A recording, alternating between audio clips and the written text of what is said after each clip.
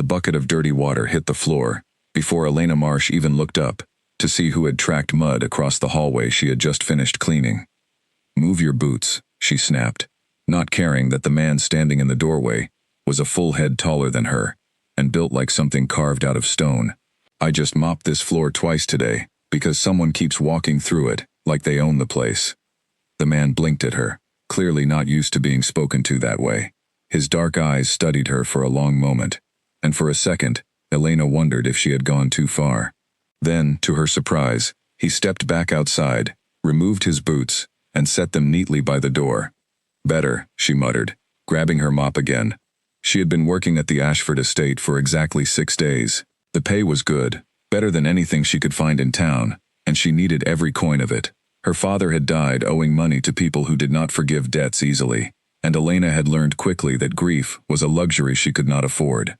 She had taken the housekeeping position through an agency that placed workers in private estates outside the city, and nobody had told her much about her employer except that he was rarely seen and preferred quiet. Quiet, she had quickly learned, meant something different in this house. The other staff moved like they were walking on glass, speaking in whispers, avoiding certain hallways at certain hours. Elena had no patience for that kind of nervousness.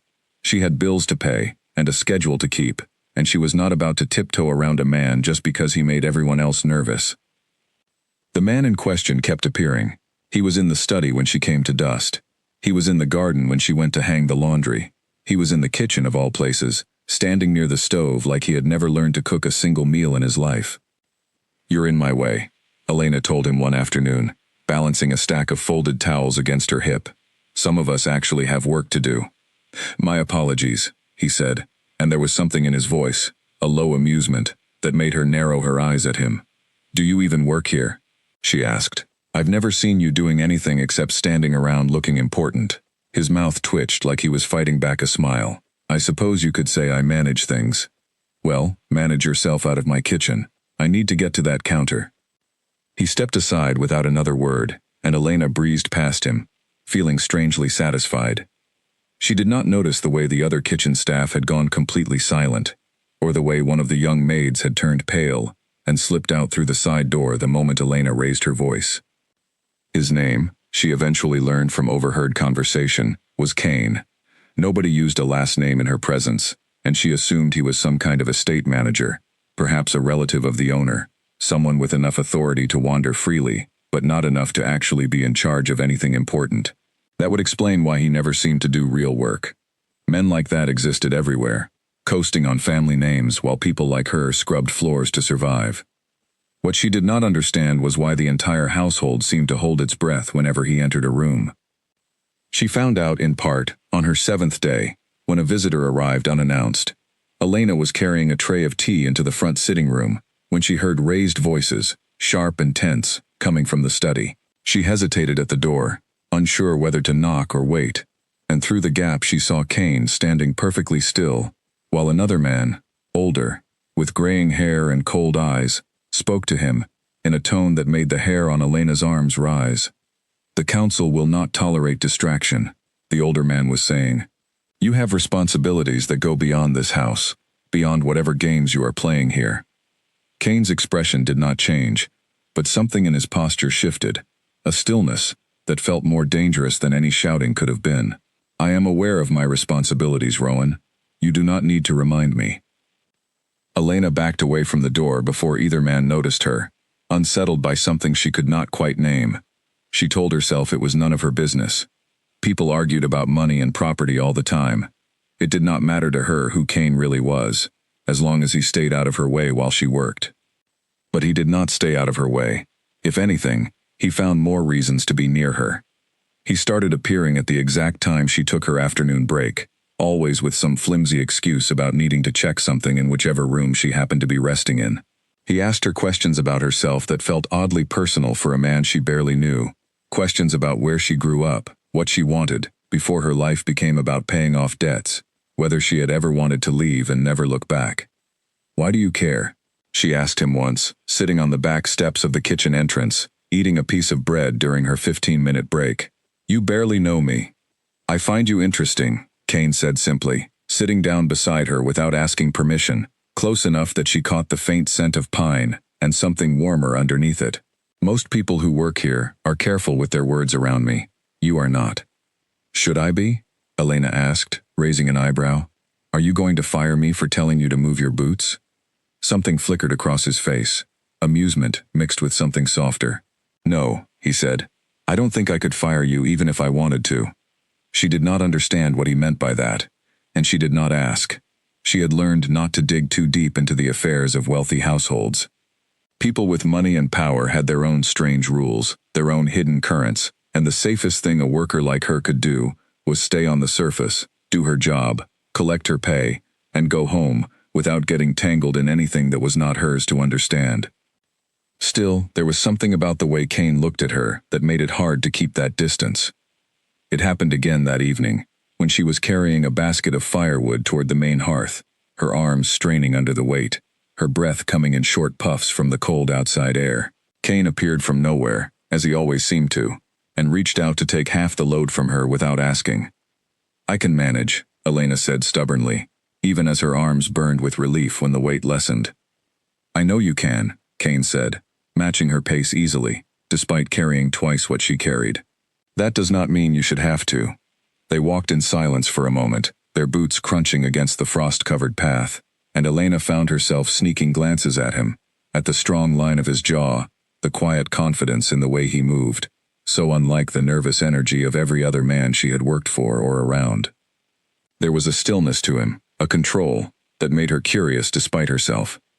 You said you manage things here, she said finally, breaking the silence. What exactly do you manage? Kane was quiet for a beat too long before answering. People, mostly, he said. Decisions, things that need deciding. It was a vague answer, and Elena knew it was meant to be vague, but she let it go. She had her own secrets, her own reasons for keeping certain doors closed, and she supposed everyone was entitled to the same courtesy. When they reached the hearth, Kane set down his share of the firewood and knelt to help her stack it properly, his large hands moving with surprising care as he arranged the logs. Elena watched him for a moment, struck by the strange contrast between the powerful way he carried himself and the gentle way he handled something as simple as firewood. You're not what I expected, she admitted quietly. Kane looked up at her, something unreadable in his dark eyes. What did you expect? I don't know, Elena said honestly. Someone colder maybe. Someone who wouldn't bother carrying firewood for the help. You are not the help, Kane said, and his voice had dropped lower, more serious than she had heard it before. Not to me. Elena felt heat rise to her cheeks, and she looked away quickly, focusing on the fire instead of the way her heart had started beating a little too fast. She told herself it did not mean anything. He was simply a strange, quiet man who happened to be kind in small, unexpected ways. That was all. But that night, lying in her small room in the staff quarters, staring at the ceiling while the wind howled outside, Elena found herself thinking about him far longer than she should have. She thought about the way the older man, Rowan, had spoken to him with such tension, such formality. She thought about the way every other staff member seemed to shrink slightly whenever Kane walked into a room, even though he never raised his voice, never gave an order that sounded like a command. Something about this house was not what it seemed. Something about this man was not what he seemed. And despite every warning bell ringing quietly in the back of her mind, despite every rule she had made for herself about staying uninvolved, unattached, focused only on her paycheck and her debts, Elena could not shake the feeling that she had already stepped into something far bigger than she understood. The next morning brought a heavy fog that clung to the estate grounds, softening the edges of the tall hedges and the stone walls that surrounded the property.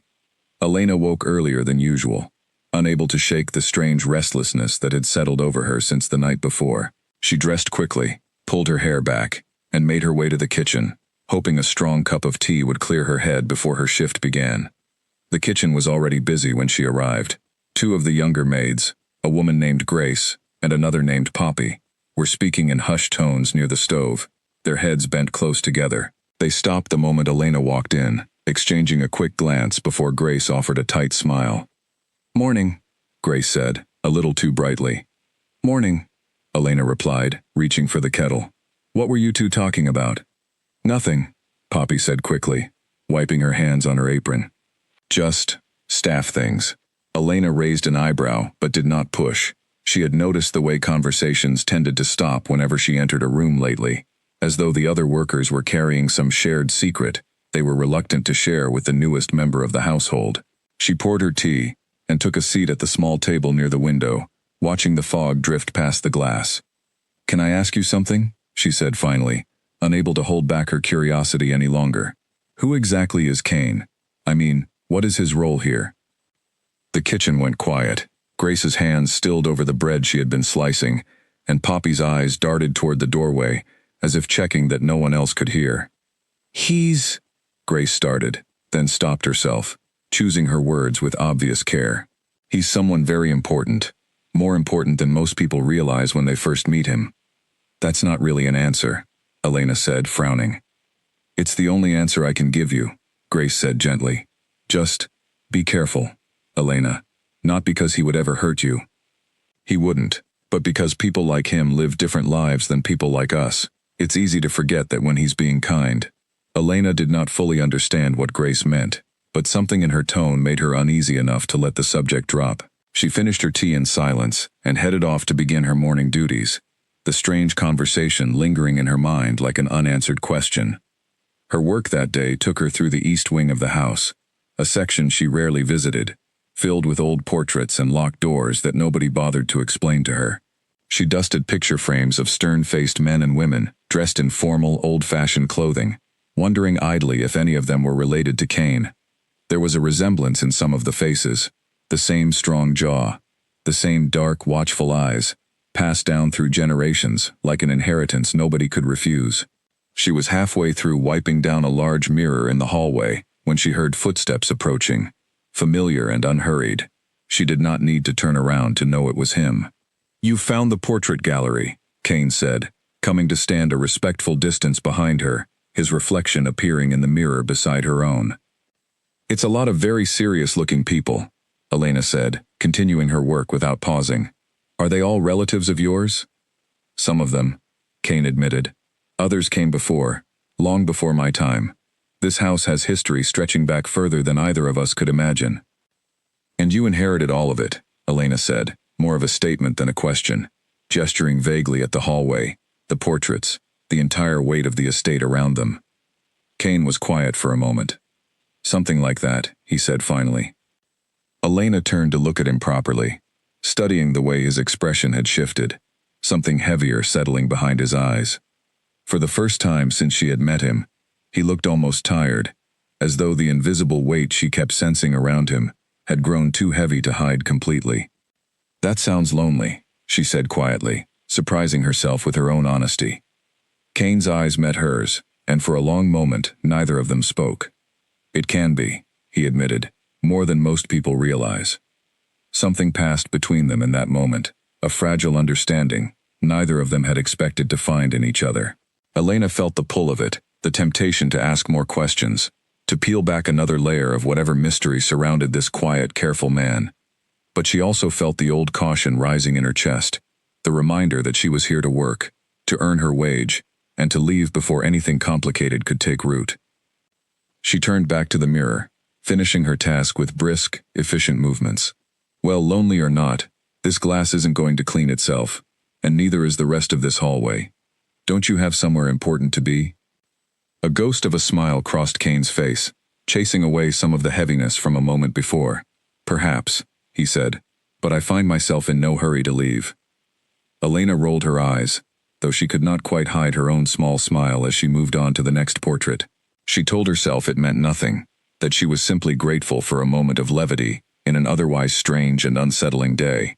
But as she worked her way down the long hallway, she was acutely aware of him lingering nearby, watching her with a quiet intensity that made her skin feel warm, despite the cold stone walls surrounding them. By the time evening fell, Elena had almost convinced herself that the strange atmosphere of the house was simply the product of an overactive imagination, tired nerves after a difficult year, nothing more. She retreated to her small room, changed out of her work clothes, and sat by the narrow window, watching the last of the fog burn away under a pale, fading sun. Down in the study, Kane stood before the same window on the floor below, staring out at the same fading light, his thoughts consumed entirely by the sharp-tongued, fearless woman who had walked into his house 6 days ago and treated him, for the first time in his adult life, like an ordinary man instead of a title to be feared or obeyed. He knew he should tell her the truth. He knew that every day he let the misunderstanding continue was a day closer to a reckoning he could not avoid forever. But he could not bring himself to end it yet, not when her honesty felt like the first real thing he had experienced in years. Not when her sharp words and stubborn pride made him feel, if only for a few stolen moments each day, like someone worth knowing, rather than someone worth fearing. Outside, the last light faded from the sky, and the Ashford estate settled into its usual quiet, unaware that the fragile peace within its walls was already beginning to shift. A loud crash from the dining hall sent Elena running before she even had time to think, her heart hammering as she rounded the corner to find a young serving boy frozen in place, a shattered vase scattered across the marble floor at his feet. "It's all right," she said quickly, kneeling to help him gather the pieces before anyone else arrived to see the mess. "Accidents happen. Nobody needs to know exactly how it happened." The boy, whose name was Felix, looked at her with wide, frightened eyes. "If he finds out I broke something in this room, I could lose my position. This vase was a gift from another pack. Then we clean it up, and it never happened," Elena said firmly, sweeping the last of the shards into a cloth. "Go get the broom from the hall closet. I'll finish here." Felix nodded gratefully and hurried off, and Elena continued gathering the broken pieces alone, muttering under her breath about how ridiculous it was that grown adults in this house lived in such constant fear over broken furniture and old vases. She still did not fully understand why everyone treated Kane's presence like a storm that might break at any moment, especially when her own experience of him had been nothing but quiet patience and unexpected kindness. She was so focused on her task that she did not hear him enter the room until his shadow fell across the floor beside her. "What happened here?" Kane asked, his voice calm, though Elena noted the way his eyes swept the room quickly, assessing. "Nothing happened," Elena said without looking up. "I dropped something while dusting. My fault entirely." It was a lie, delivered so smoothly that even she was slightly surprised by how easily it came. She glanced up in time to see Kane's eyebrows rise slightly, a flicker of amusement crossing his face, as though he understood exactly what she was doing and why. "Is that so?" he said, crouching down to help her gather the last few pieces despite her protest. "You dropped a vase that was sitting on a shelf across the room from where you were supposedly dusting." Elena's cheeks flushed, but she held her ground. "Maybe I have terrible aim when I sneeze." Kane laughed then, a genuine, surprised sound that seemed to catch even him off guard. It was the first time Elena had heard him laugh freely, without restraint, and something about the sound made her chest feel warm in a way she quickly tried to ignore. "You're protecting someone," he said, not unkindly, once his laughter faded. "I'm cleaning up a mess," Elena corrected, "that's all." Kane studied her for a long moment, and whatever he saw in her expression seemed to satisfy him, because he did not press further. Instead, he simply nodded and helped her finish clearing away the shattered vase, saying nothing more about it, though Elena caught him glancing toward the hallway where Felix had disappeared, a knowing look passing briefly across his features. Later that evening, word reached her through the kitchen grapevine that Felix had not been punished, that in fact nobody in a position of authority had even mentioned the broken vase at all. Elena told herself it was a coincidence, that perhaps nobody important had noticed, but she suspected, quietly and with growing certainty, that Kane had chosen to let the matter disappear entirely, because of her. It was a small thing, but it planted a seed of curiosity that grew steadily over the following days. She began paying closer attention to the way the household operated, the subtle deference every staff member showed him, the way even visitors who arrived with confident, commanding attitudes seemed to soften and grow careful the moment they stood in his presence. It was not fear alone that shaped their behavior, she realized. It was respect, deep and unquestioning, the kind reserved for someone whose authority went far beyond managing a single house. She brought her suspicions to Grace one afternoon, while folding linens in the laundry room, the two of them working in comfortable silence, until Elena finally broke it. "He's not just some estate manager, is he?" she said carefully, watching Grace's reaction from the corner of her eye. Grace's hands paused over the fabric she was folding, and for a long moment she said nothing at all. "Elena," she said finally, choosing her words with obvious caution. Some things are better left for him to explain, when he's ready. That's not a no, Elena pointed out. It's not a yes either, Grace replied, offering a small apologetic smile. Please, just trust that he has his reasons for the things he does and does not say. He is not a man who does anything without careful thought. Elena chewed on that answer for the rest of the day, feeling more unsettled than satisfied by it. She was not used to secrets, not the kind that seemed to swirl through every corner of this house like a fog that refused to lift. Growing up, her life had been simple, difficult but straightforward, shaped by hard work and honest labor. This house, with its unspoken rules and careful silences, felt like navigating a maze in the dark. Still, despite the uncertainty, she found herself looking forward to the moments when Kane sought her out, when he found some excuse to walk beside her through the gardens or linger near the kitchen while she prepared the evening meal. Their conversations had grown longer, more personal, drifting from safe, surface-level topics into something deeper. He asked her once, while they sat together on the back steps during her afternoon break, what she would do if she were not tied down by her father's debts. I don't know, Elena admitted, turning the question over honestly in her mind. I used to want to travel, see places beyond this county. My father always talked about the coast, how the air smelled different there, how the water stretched further than you could see. We never had the money to go, but he talked about it so often, I felt like I had already seen it. You could still go, Kane said quietly, once your debts are settled.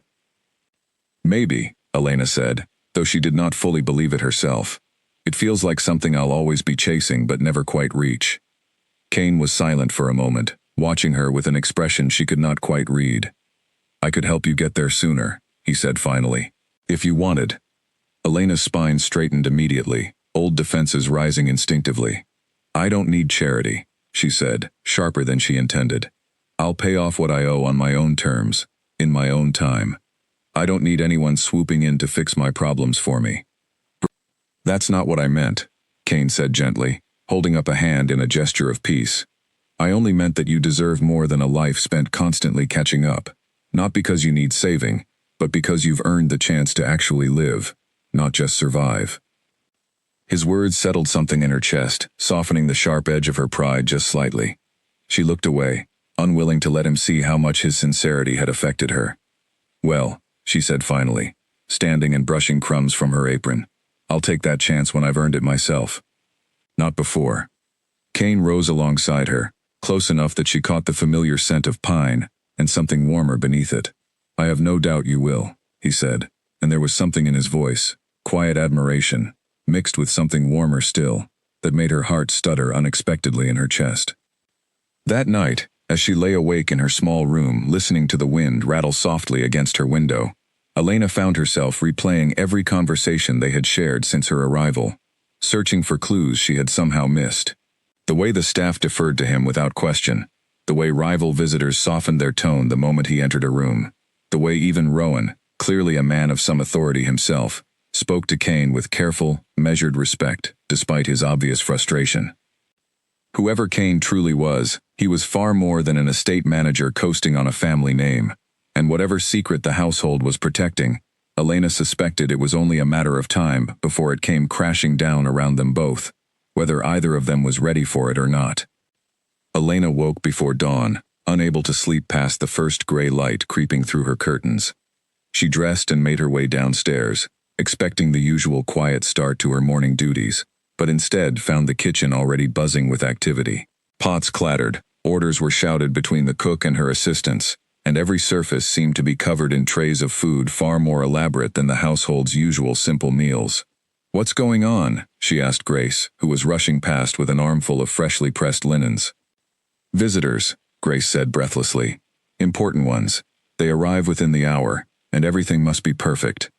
What kind of visitors require this much preparation for a single meal? Elena asked, following Grace toward the linen closet. Grace hesitated, glancing around to make sure no one else was listening. Representatives from another territory, she said finally. There have been tensions building for some time between our region and theirs. This visit is meant to smooth things over, though I doubt it will be simple. Tensions over what? Land, resources, Old grudges that never fully healed, Grace said, shaking her head. It is not my place to understand all of it. My place is to make sure the silverware is polished and the guest rooms are spotless before they arrive. Elena helped where she could, carrying trays, arranging chairs, smoothing wrinkles from tablecloths that had already been ironed twice.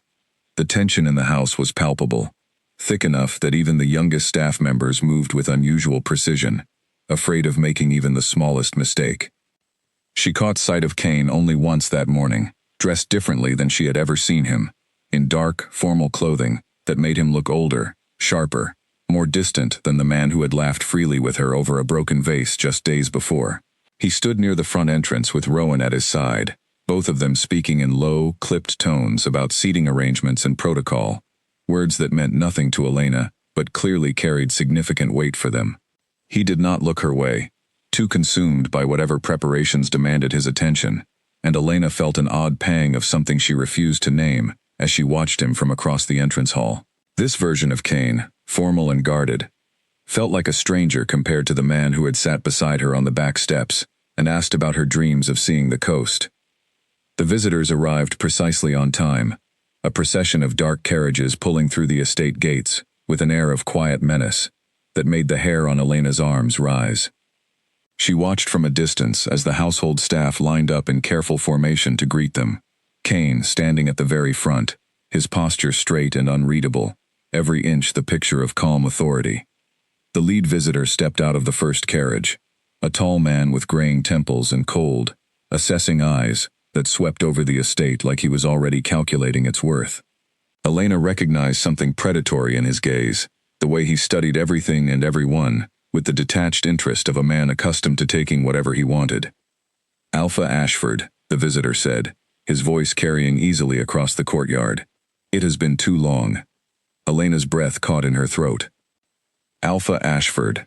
She stood frozen near the servants' entrance, the tray in her hands suddenly feeling impossibly heavy as the word echoed through her mind, refusing to make sense, alongside everything she thought she knew about the quiet, gentle man who carried firewood for her and asked about her dreams.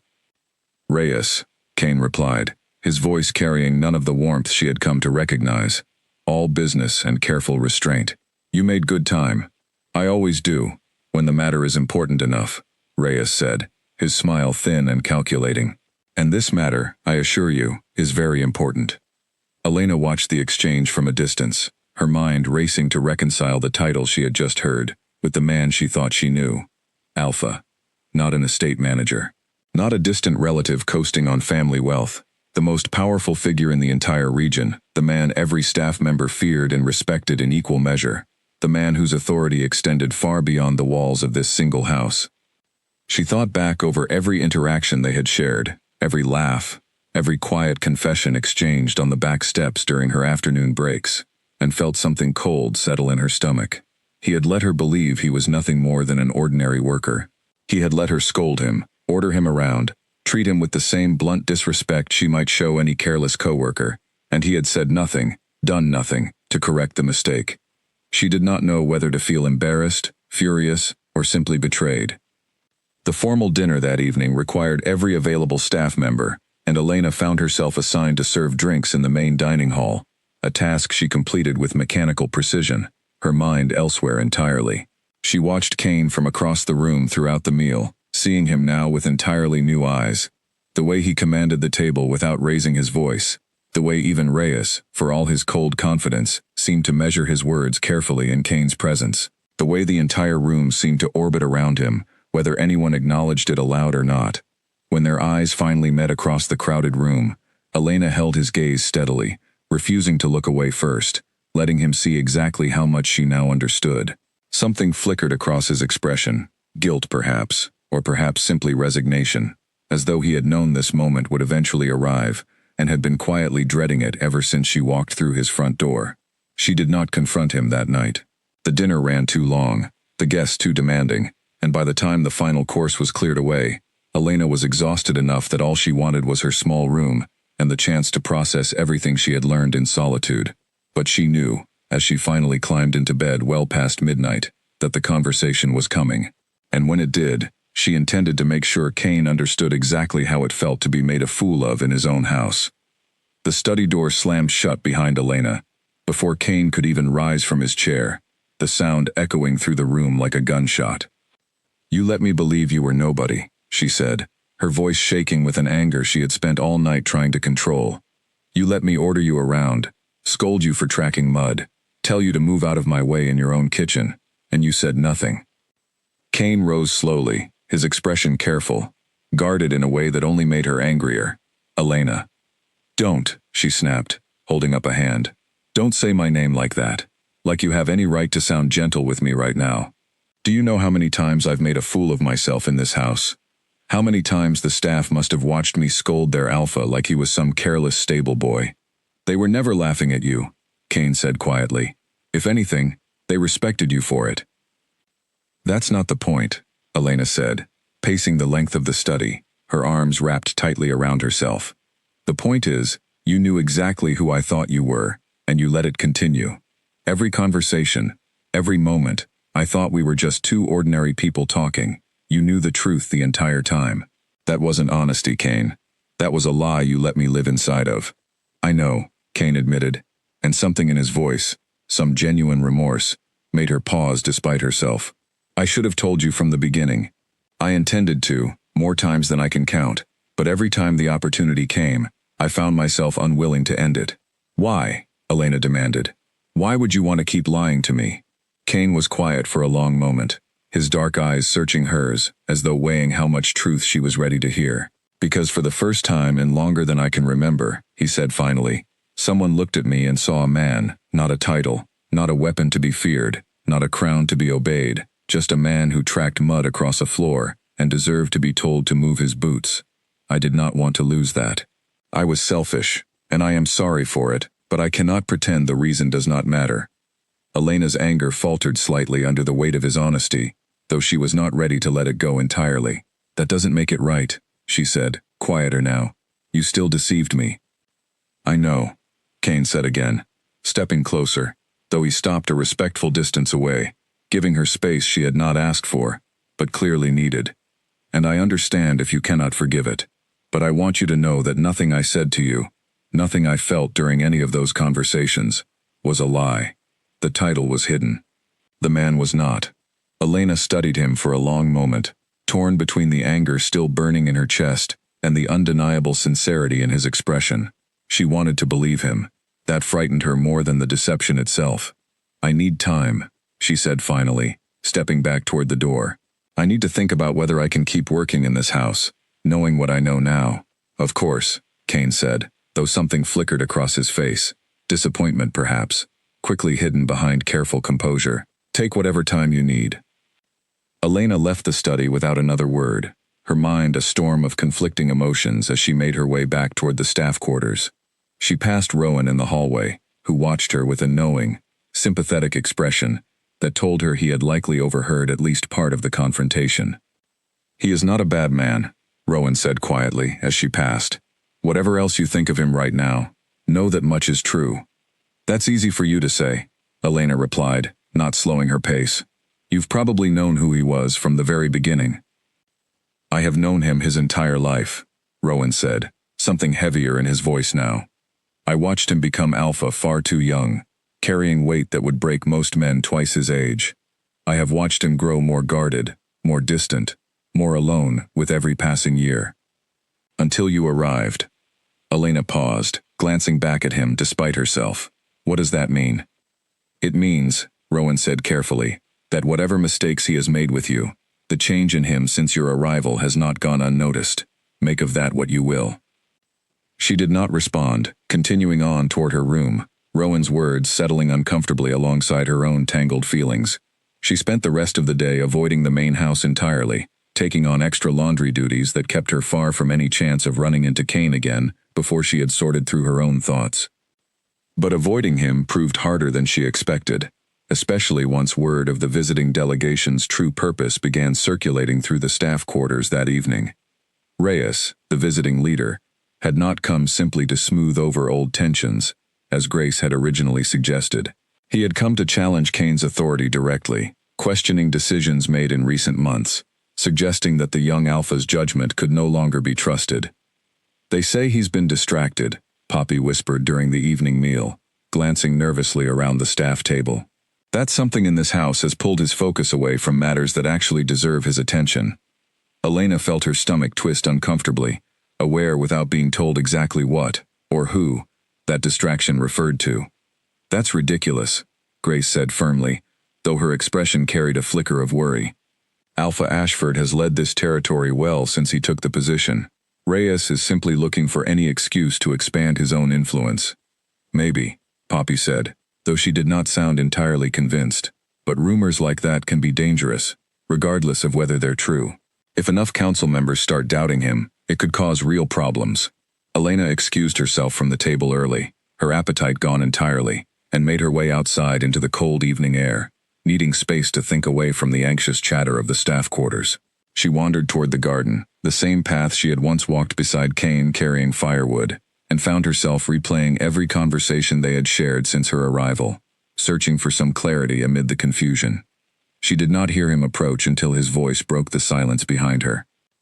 "I did not mean for any of this to touch you," Kane said quietly. "The politics, the rumors, none of it should have become your burden to carry." Elena turned to face him, her anger from earlier, tempered now by exhaustion and the weight of everything she had learned that day. "It's not just my burden," she said. "It sounds like it's affecting your entire position here. Because of me. Because of choices I made," Kane corrected gently. "Not because of anything you did wrong." "That distinction doesn't seem to matter much to the people whispering about it," Elena said, wrapping her arms tighter around herself against the cold. Kane was quiet for a moment, studying her carefully. "Whatever happens with Reyes, whatever the council decides, I do not regret a single conversation we have shared since you arrived here. I want you to know that, regardless of what you decide to do next." Elena looked away, unable to hold his gaze steady under the weight of his sincerity. "I haven't decided anything yet," she said quietly. "I still need time." "Then I will give you all the time you need," Kane said, stepping back to give her space. "But know that I am here whenever you are ready to talk further." He left her alone in the garden then, and Elena remained there long after his footsteps faded into silence, staring up at the cold, star-scattered sky, torn between the anger that still simmered beneath her skin, and the growing, unwelcome realization that despite everything, despite the deception and the complicated truth of who he really was, she had already begun to care for him far more deeply than she was ready to admit. She did not return to her room right away.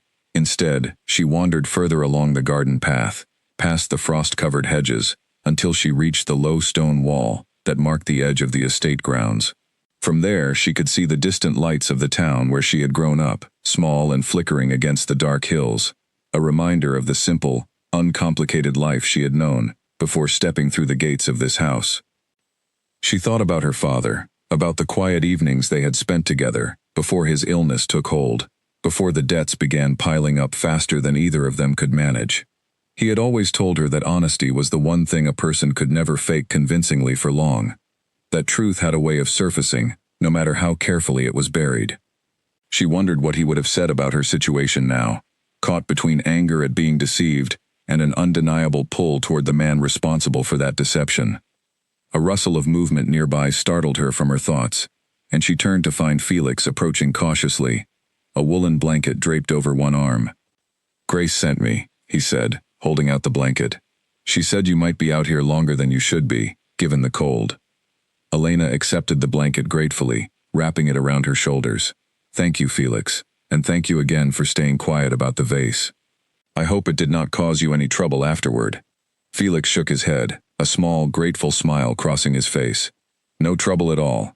I heard Alpha Ashford himself made sure nothing came of it, though nobody quite understood why at the time." "I think I understand why now," Elena said quietly, more to herself than to him. Felix lingered a moment longer, shifting awkwardly on his feet. "For what it's worth," he said finally, "I don't think anyone in this house would judge you for being angry with him. Discovering something like that, all at once, would unsettle anyone, but I also don't think anyone here believes his intentions toward you were ever unkind." Elena managed a small, tired smile. "Everyone in this house seems very certain about his intentions," she said. "I wish I felt half as certain myself." Maybe that certainty comes with time, Felix offered, before excusing himself back toward the house, leaving Elena alone once more with her thoughts and the cold night air settling around her shoulders. She stayed by the stone wall a while longer, watching the distant town lights flicker, before finally making her way back toward the staff quarters, her mind no clearer than it had been at the start of the evening, but her anger, at least, softened slightly by the quiet kindness of the people around her. Sleep did not come easily that night. She tossed beneath her thin blanket, replaying every version of the conversation she might have with Kane the next morning, rehearsing words that felt too harsh in one moment and too forgiving in the next. She hated how much she still wanted to understand him, how much she still wanted to believe that the version of him she had come to know over the past week, the quiet, patient man who carried firewood and asked about her dreams, was not simply a mask worn to disarm her. By the time the first light of dawn crept through her window, Elena had reached no clear decision about what she intended to do, only a firm resolve that whatever came next, she would not let herself be made a fool of twice. If Kane wanted her trust back, he would have to earn it, slowly, honestly, without any further secrets hiding beneath the surface of his words. She rose, dressed for her morning duties, and stepped out into the pale early light, unaware that the delegation's true purpose, and the danger it posed to Kane's position, was about to draw her far deeper into the affairs of this house than she had ever intended to go. Breakfast preparations were already underway by the time she reached the kitchen, though the atmosphere felt heavier than usual, the staff moving with quiet efficiency, rather than their typical easy chatter. Grace caught her eye across the room and offered a small questioning look, silently asking whether Elena was all right. Elena answered with a brief nod, though she did not feel nearly as settled as she wanted to appear. She was assigned to deliver a tray of tea to the small sitting room, where the visiting delegation had gathered for an early meeting, and she approached the task with careful composure, determined not to let her personal turmoil show in front of strangers, who already seemed to view the household with calculating eyes.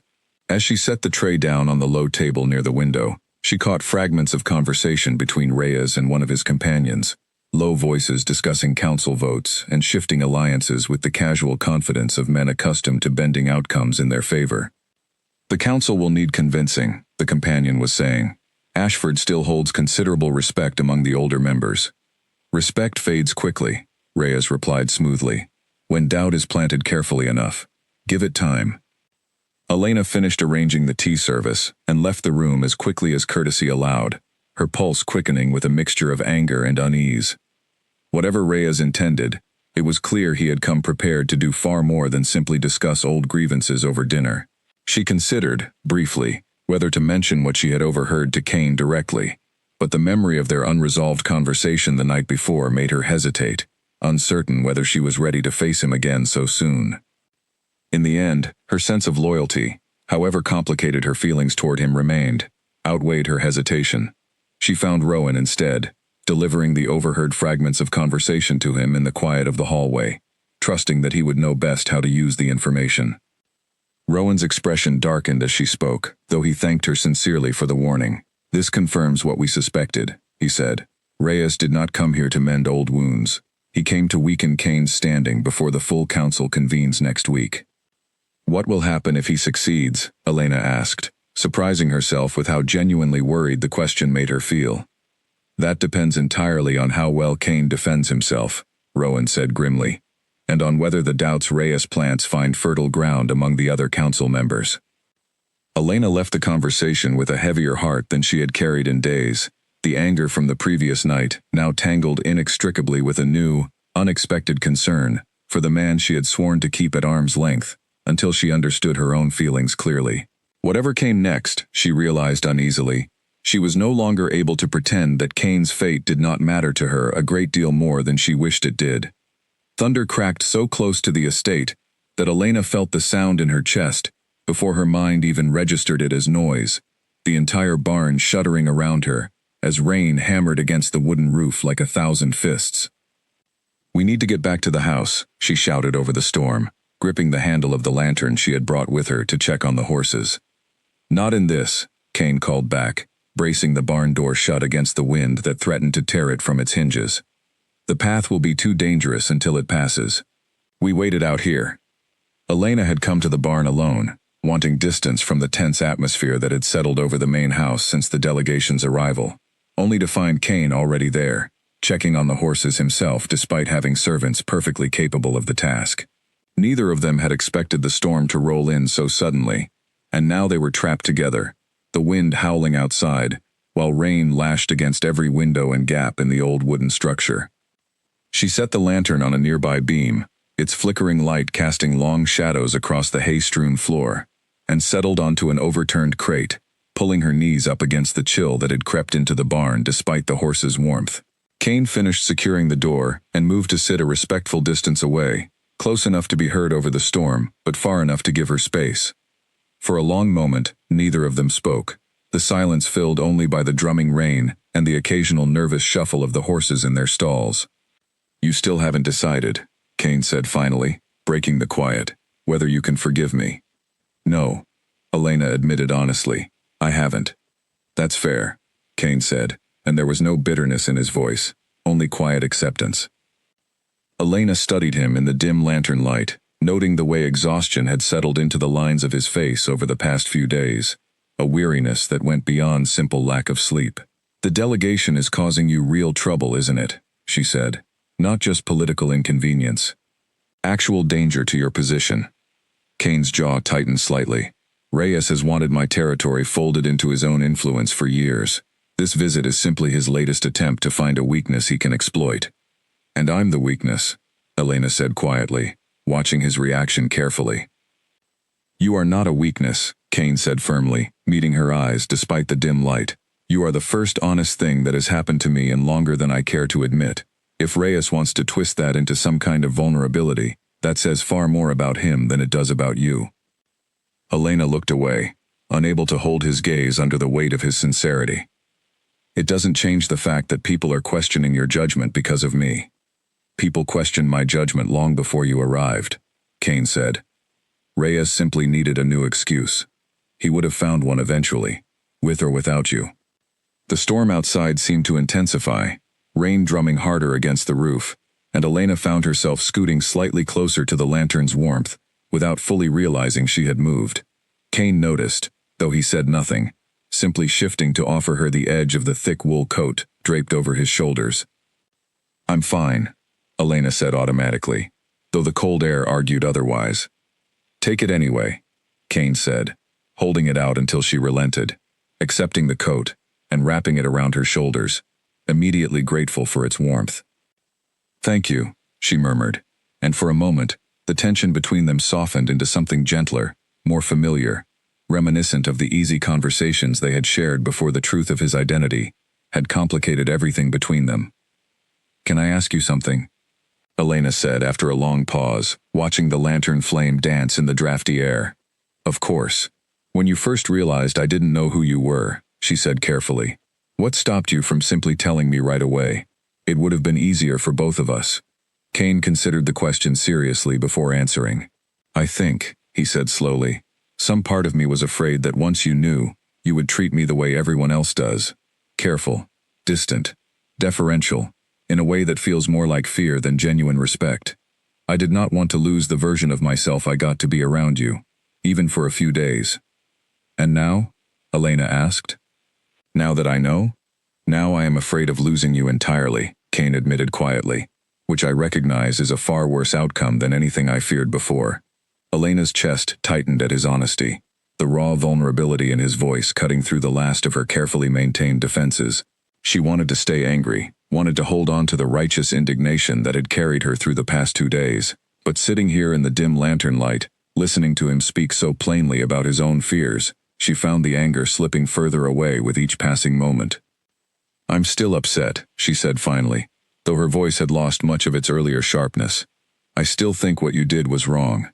"I know," Kane said, "and I will not ask you to simply forget it. I only hope, in time, you might find a way to forgive it." The storm raged on outside, but inside the barn, something had shifted between them, a fragile truce forming in the shared warmth of the lantern light and the quiet honesty neither of them had expected to offer the other. They talked for hours as the rain continued, drifting through easier topics now, memories of childhood, small dreams neither had shared with anyone else, the strange loneliness, that came with carrying responsibilities too heavy for the shoulders meant to bear them. By the time the storm finally began to weaken, the first gray hints of dawn creeping through the gaps in the barn's wooden walls, Elena realized she had fallen asleep at some point against the crate, Kane's coat still wrapped securely around her shoulders, his own presence steady and warm beside her, despite the distance he had carefully maintained throughout the night. She woke slowly, disoriented by the unfamiliar surroundings, until the previous night's conversation settled back into her memory, along with an unexpected sense of peace she had not expected to feel. Kane was awake already, watching the pale dawn light with tired but alert eyes, and when he noticed her stirring, something soft and hopeful flickered across his expression. "Good morning," he said quietly. "Good morning," Elena replied, surprised by how natural the words felt, despite everything still unresolved between them. They made their way back toward the main house shortly after, the storm having passed entirely, leaving the estate grounds soaked and glistening under the early morning sun. Neither of them spoke much during the walk, but the silence felt companionable rather than strained, a small step toward whatever fragile understanding might eventually grow between them. As they approached the house, however, Elena noticed Rowan waiting near the entrance, his expression tense in a way that immediately dispelled the quiet peace of the morning. "There you are," Rowan said, relief and urgency mixing in his voice as he addressed Kane. "Reyes has called for an emergency council session. He intends to formally question your fitness to lead before the full assembly, 3 days from now." Kane's expression hardened instantly, the warmth from moments before replaced by the same guarded composure Elena had witnessed during the delegation's formal arrival. "On what grounds?" he asked. "Distraction," Rowan said grimly, his eyes flicking briefly toward Elena before returning to Kane. "And judgment compromised by personal attachments, unbecoming of an alpha's position." The words landed heavily in the cool morning air, and Elena felt her stomach drop as she realized, with sudden clarity, exactly how much danger her presence in this house had brought crashing down upon the man standing beside her. 3 days, Kane repeated, his voice steady despite the tension visible in the set of his shoulders. "That is far sooner than protocol usually allows for a full council session." "Reyes pushed for an expedited hearing," Rowan said. "He claims the matter is urgent enough to warrant it, and unfortunately, he found enough support among the older members to grant his request." "How many council members has he already spoken with?" Kane asked. "At least 4, that I am aware of," Rowan said, "possibly more. He has been busy since his arrival, meeting privately with anyone he believes might be persuaded to doubt your judgment." Elena stood quietly to the side during this exchange, feeling increasingly out of place amid discussions of council votes and political maneuvering, far beyond anything she had experienced navigating. She started to step back, intending to excuse herself and let the 2 men continue their conversation, without her presence complicating matters further.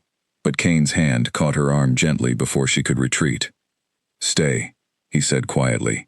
"This concerns you as much as it concerns me, whether either of us likes it or not." Rowan glanced between them, something calculating in his expression before he continued. "The accusation, as it stands, suggests that your recent decisions have been influenced by personal attachment rather than sound leadership. Specifically," he said, choosing his words carefully, "attachment to a member of the household staff." "They mean me," Elena said flatly, though it was not truly a question. "They do," Rowan confirmed. "I am sorry to say it so plainly, but there is little value in softening the truth, given how quickly we now need to prepare a response." Kane's expression remained carefully controlled, though Elena could see the tension coiled tightly beneath the surface. "What would you suggest," he asked Rowan, "as the wisest course of action?" "Distance," Rowan said simply, "at least publicly, until the council session has passed.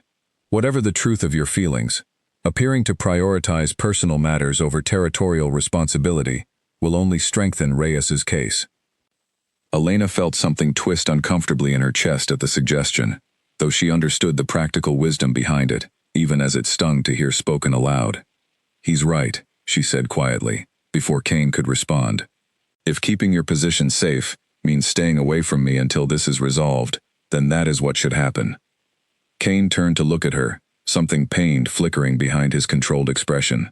"I do not want to treat you as something to be hidden away out of political convenience," he said. "I know," Elena said, But right now, this isn't about what either of us wants. It's about protecting everything you've built here. Everything the people in this house depend on you to protect. I can manage a few days of distance if it means Reyes doesn't get the excuse he's looking for. Rowan nodded approvingly, though Kane's expression remained troubled as he studied her, clearly torn between the practical wisdom of the suggestion and his own reluctance to distance himself from her so soon after the fragile understanding they had built during the storm. 3 days, he said finally, more to himself than to either of them. 3 days to prepare a defense strong enough to silence Reyes permanently, rather than simply delaying his next attempt. Then we should begin immediately, Rowan said, already turning toward the house. The council will expect a thorough account of your recent decisions, and any weakness in that account will only invite further challenge. As the two men moved toward the house to begin preparing for the coming confrontation, Elena remained behind for a moment, watching Kane's retreating figure with a heavy heart, painfully aware that whatever fragile piece they had found together in the barn overnight was about to be tested far sooner, and far more severely, than either of them had anticipated. She spent the rest of the morning throwing herself into her usual duties, scrubbing floors and folding linens with a fierce, distracted energy that did little to quiet the worry churning in her stomach. Grace noticed immediately, watching her with concerned eyes as she worked through her tasks in near silence. "You've heard then," Grace said quietly, finding a moment alone with Elena in the linen closet. "About the council session," Elena said. "Yes." "For what it's worth," Grace said, folding a stack of towels with careful precision, "I do not believe Reyes will succeed. The older council members respect Alpha Ashford far too much to be swayed easily by rumor alone, but I understand why you would be worried. It isn't just worry," Elena admitted, surprising herself with the honesty of the confession. "It's guilt. If I had never come to work in this house, none of this would be happening. He wouldn't be facing an accusation built entirely around my presence." "You didn't force him to care for you," Grace said gently. "That choice was his own, made freely, long before either of you understood the danger it might bring. You cannot carry guilt for a decision that was never yours to make." Elena considered her friend's words carefully, though the guilt did not fully lift, settling instead into a quiet, persistent weight she carried with her through the rest of the day. She caught only brief glimpses of Kane over the following hours, always surrounded by council documents and hurried conversations with Rowan, his expression increasingly focused as the 3 days before the hearing steadily shortened. That evening, as she prepared for bed, Elena found herself standing at her window, staring out at the estate grounds bathed in moonlight, thinking not of her own uncertain feelings toward Kane, but of the very real possibility that Reyes might succeed in stripping him of everything he had built, simply because he had chosen, foolishly perhaps, but genuinely, to care for someone the council deemed unworthy of an alpha's attention. Whatever fear or hesitation still lingered in her heart regarding their complicated history, Elena resolved quietly, standing alone in the moonlit silence, that she would not simply stand by and watch him lose everything without doing whatever she could to help, even if that meant stepping further into a world of politics and power she barely understood.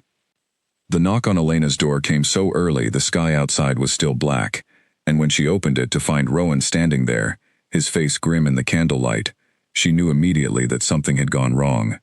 "Reyes has moved up the hearing," Rowan said without preamble. "He convinced the council to convene this morning, instead of waiting the full 3 days. He claims new evidence has come to light that cannot wait." Elena's heart dropped. "What evidence?"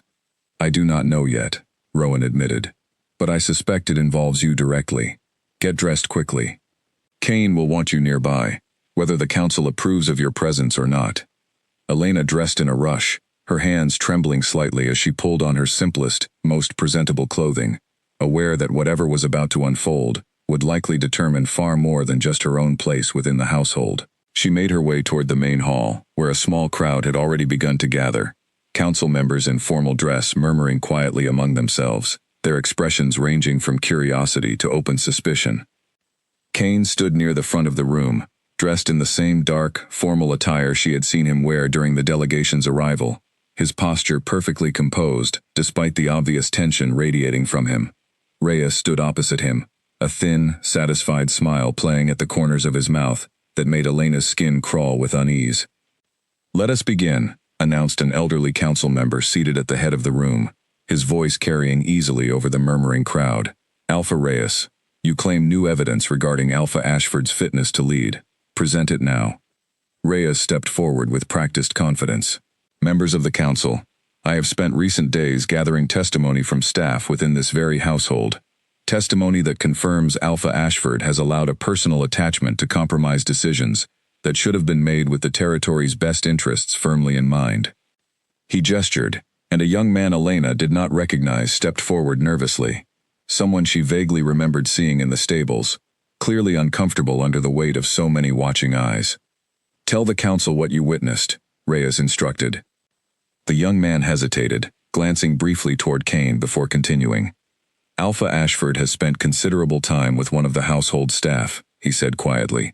Time that goes beyond ordinary interaction between an alpha and his workers. He has excused mistakes, offered assistance beyond what is customary, and altered his own schedule repeatedly to be near her. Murmurs rippled through the assembled council members, and Elena felt her cheeks burn with a mixture of embarrassment and fury at being discussed so openly, as though she were nothing more than a piece of evidence in a political trial. This is precisely the distraction I warned of, Reyes said, addressing the full council now, his voice rising with practiced conviction. An alpha whose judgment bends toward personal indulgence cannot be trusted to make difficult decisions when the territory's safety demands sacrifice. I ask the council to consider formally whether Alpha Ashford remains fit to hold his position unchallenged. The room fell into tense silence, all eyes turning expectantly toward Kane, waiting for his response. Elena watched him closely, her heart pounding, uncertain what he could possibly say to counter such a carefully constructed accusation. Kane stepped forward calmly, his voice steady and clear, despite the weight of every gaze fixed upon him. I will not insult this council by denying what has already been observed, he said. I have indeed spent time with a member of my household staff, time that extended beyond what might be considered strictly customary.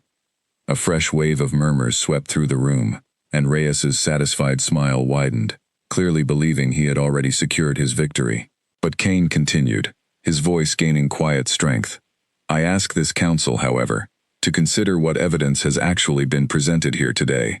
Not accusations of poor judgment, not claims of neglected duty, but simply the observation that I have chosen to treat a member of my household with basic kindness and respect. If that alone is sufficient grounds to question an alpha's fitness to lead, then I fear this council has confused strength with cruelty, and leadership with distance. This is not about kindness, Reyes interjected sharply. It is about judgment, compromised by attachment. Territorial decisions require clarity that personal feelings inevitably cloud. Then perhaps you should present evidence of a single decision I have made poorly, Kane replied evenly. Rather than relying on rumor and implication alone, show this council one policy, one negotiation, one act of leadership that has suffered because of my personal relationships, and I will step down from my position willingly, this very hour. The room fell silent, all eyes turning toward Reyes, who hesitated for the first time since the hearing had begun, clearly unprepared for such a direct challenge to produce concrete evidence, rather than simply insinuation. The territory's harvest negotiations concluded favorably last season, Kane continued, pressing his advantage. Our borders remain secure. Trade agreements with 3 neighboring territories have strengthened under my leadership, including agreements Reyes himself once sought and failed to secure. If personal attachment has clouded my judgment so severely, I invite this council to examine any decision I have made and find the flaw Reyes claims exists. An older council member near the front, a woman with sharp, assessing eyes, leaned forward slightly. Alpha Reyes, she said, her voice carrying quiet authority. Can you present such evidence, beyond testimony regarding personal conduct? Reyes's jaw tightened visibly, and for a long, tense moment, he said nothing at all, clearly scrambling to produce something concrete that did not exist. The pattern of behavior alone should concern this council, he said finally, though his voice had lost some of its earlier confidence. Pattern of behavior is not evidence of poor leadership, the woman replied firmly. It is simply evidence that Alpha Ashford is capable of kindness, alongside strength, a combination this council should perhaps value, rather than condemn. Elena watched, hope kindling cautiously in her chest, as several other council members nodded in agreement, the momentum of the room shifting visibly away from Reyes's carefully constructed narrative. Reyes seemed to sense the shift as well, his composure cracking slightly beneath the weight of the council's growing skepticism. "This hearing is far from concluded," Reyes said sharply, though his voice carried less conviction than before. "I will present further evidence in the coming days that will leave no doubt about the danger this attachment poses. Then we shall reconvene when you have gathered such evidence," the elderly council leader said, his tone final. "Until then, no formal action shall be taken against Alpha Ashford's position." The hearing dispersed shortly after, council members filing out in hushed conversation, and Elena finally allowed herself to breathe, relief flooding through her chest, even as she recognized that Reyes's threat had only been delayed, not fully extinguished. Kane found her moments later, standing near the edge of the emptying hall, and the look of quiet relief on his face mirrored her own. "That could have gone far worse," he said quietly. "You handled it perfectly," Elena said, though her voice trembled slightly with the aftermath of adrenaline. "But Reyes isn't finished. He said as much himself." "No," Kane agreed grimly. "He is not finished. But we have bought ourselves time, and time is something we can use." Elena nodded, though the weight of everything that had just happened settled heavily over her, the realization sinking in fully now that whatever complicated feelings existed between them, she was now inextricably tied to the political fate of the most powerful alpha in the region, whether she had ever intended to be or not. Rowan joined them shortly after, his expression a mixture of relief and lingering caution. "That went better than I feared," he admitted, "but Reyes will not simply give up. Men like him rarely accept defeat gracefully, especially in front of a full council." "What do you think he'll try next?" Elena asked. "Something more concrete," Rowan said grimly. Testimony alone was never going to be enough to remove Kane from his position. Reyes knows this. He will look for an actual decision to twist, a policy or negotiation he can frame as evidence of poor judgment, even if he has to manufacture the circumstances himself. "Manufacture how?" Elena pressed. Rowan hesitated, glancing toward Kane before answering. "There are ways to create the appearance of a mistake where none originally existed. A delayed response to a border dispute. A trade negotiation, deliberately allowed to falter. If Reyes is desperate enough, he may attempt to engineer a crisis specifically to prove his accusation true." Kane's expression darkened at the suggestion, though he did not seem entirely surprised by the possibility. "Then we will need to be more vigilant than usual over the coming weeks," he said. "Every decision documented carefully, every negotiation conducted with witnesses present who cannot later be pressured into false testimony." "I can help with that," Elena offered, surprising herself with how quickly the words left her mouth. "I may not understand council politics, but I can keep records, organize documentation, whatever might help protect you from being caught unprepared." Kane studied her for a long moment, something warm and grateful passing behind his tired eyes. "You do not have to involve yourself further in this," he said gently. "You have already done more than enough, simply by being honest during a hearing that could have gone very differently." "I want to help," Elena said firmly. "Whatever mistakes led us here, I am not interested in standing by while Reyes tries to tear down everything you've built, especially when I know now how much of this fight exists because of me." Rowan watched the exchange with quiet interest, though he said nothing, simply nodding once before excusing himself to begin the tedious work of reviewing recent decisions for any potential vulnerabilities Reyes might exploit. Kane remained behind with Elena, the tension of the morning's hearing slowly giving way to something quieter, more intimate, between them. "Thank you," he said softly, "for staying, even after everything."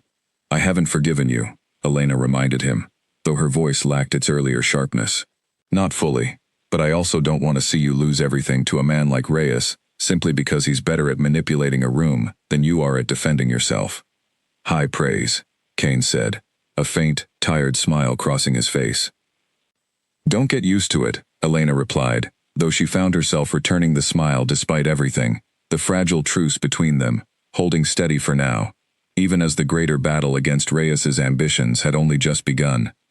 Later that afternoon, Elena found herself seated at a small writing desk in a rarely used side room, surrounded by stacks of documents Rowan had gathered from recent months, covering everything from border patrol schedules to trade agreements with neighboring territories.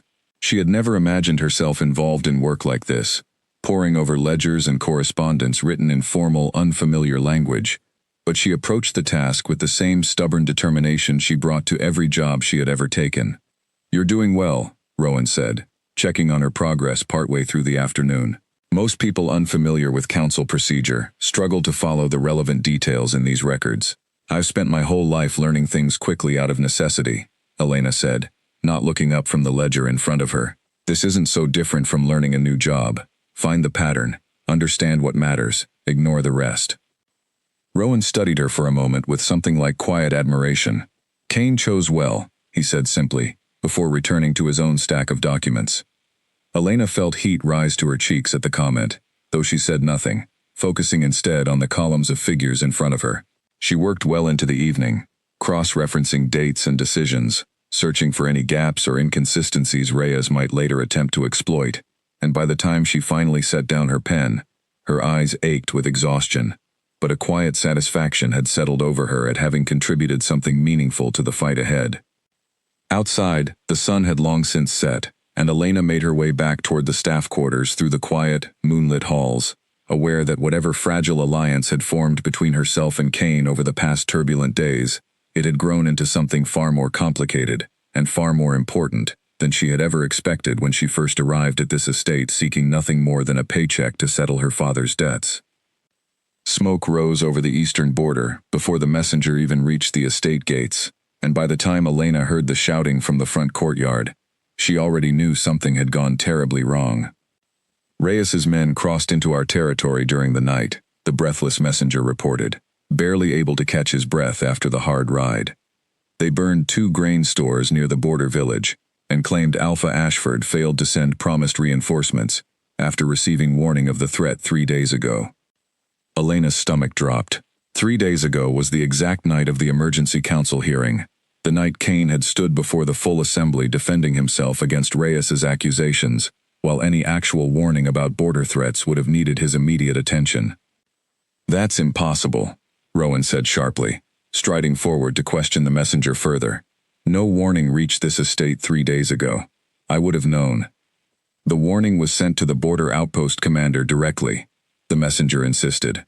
He claims a rider was dispatched here immediately, but somehow the message never arrived. Kane emerged from the main house at that moment, his expression grim, as he absorbed the unfolding crisis. "Show me the outpost commander's written report," he said. "Every detail, exactly as it was recorded."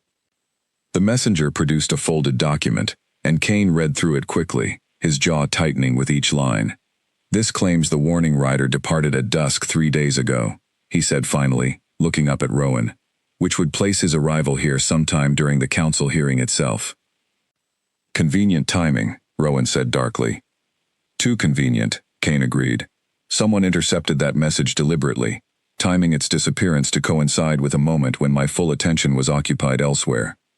Elena felt cold, understanding settle over her. "Reyes engineered this," she said quietly, "just like Rowan warned he might." "We cannot prove that without evidence," Kane said, though the certainty in his voice suggested he had already reached the same conclusion. "But we can address the immediate crisis first. Rowan, gather every available guard. We ride for the border village within the hour." The following hours passed in a blur of urgent preparation, and Elena found herself swept up in the chaos, helping organize medical supplies and provisions for the guards preparing to depart. Her earlier work reviewing council documents suddenly feeling insufficient against the weight of an actual crisis unfolding along the territory's border. Kane departed with a contingent of guards before midday, and Elena spent the following 2 days in anxious uncertainty, throwing herself into whatever tasks she could find to keep her mind from dwelling too long on the danger he now faced firsthand. Grace and Poppy did their best to distract her with idle conversation, but even they seemed to sense the gravity of the situation, their usual easy chatter replaced by quiet, worried glances toward the estate gates. When Kane finally returned on the evening of the second day, exhausted and travel-worn but unharmed, Elena felt relief flood through her so completely that she nearly embraced him in front of the entire returning party, before catching herself and settling instead for a formal, careful greeting befitting her position among the household staff. "The village is secure," Kane reported to the gathered household once he had rested enough to speak clearly. "The damage to the grain stores was significant, but no lives were lost, and we have reinforced the border patrol to prevent further incursions." "And the missing warning?" Rowan asked quietly, once the others had dispersed to return to their duties. Kane's expression darkened. I questioned the outpost commander personally. He insists the rider was dispatched as reported, but the rider himself has since disappeared entirely, along with any trace of where he might have gone. Silenced, Elena said grimly, understanding immediately what such a disappearance implied. Or paid handsomely to vanish, Kane said. Either way, we have no direct evidence linking Reyes to the missing warning. Only circumstantial timing that, while suspicious, would not satisfy the council's demand for proof. So he gets away with it, Elena said, frustration bleeding into her voice. He nearly caused real disaster along the border, potentially cost lives, all to manufacture evidence against you, and there's nothing we can do about it. Not nothing, Kane said, though his voice carried its own frustration. But proving his involvement will require more than suspicion. We need concrete evidence, something that cannot be dismissed as coincidence. Rowan nodded slowly. I will begin investigating quietly, starting with anyone who might have had contact with the missing rider before his disappearance. If Reyes paid someone to intercept that warning, there will be a trail, however carefully hidden. Kane thanked him, and Rowan departed to begin his investigation immediately, leaving Elena and Kane alone in the quiet study, the weight of the past 2 days settling heavily between them. You could have been killed, Elena said finally, breaking the silence, unable to keep the worry from her voice any longer. Riding into a border conflict, engineered specifically to make you fail. I have faced border conflicts before, Kane said gently. This was not the first, and will likely not be the last. That doesn't make it less dangerous, Elena said, stepping closer despite herself. Or less frightening to watch you ride away into it. Kane's expression softened at her words, something warm and hopeful flickering behind his tired eyes.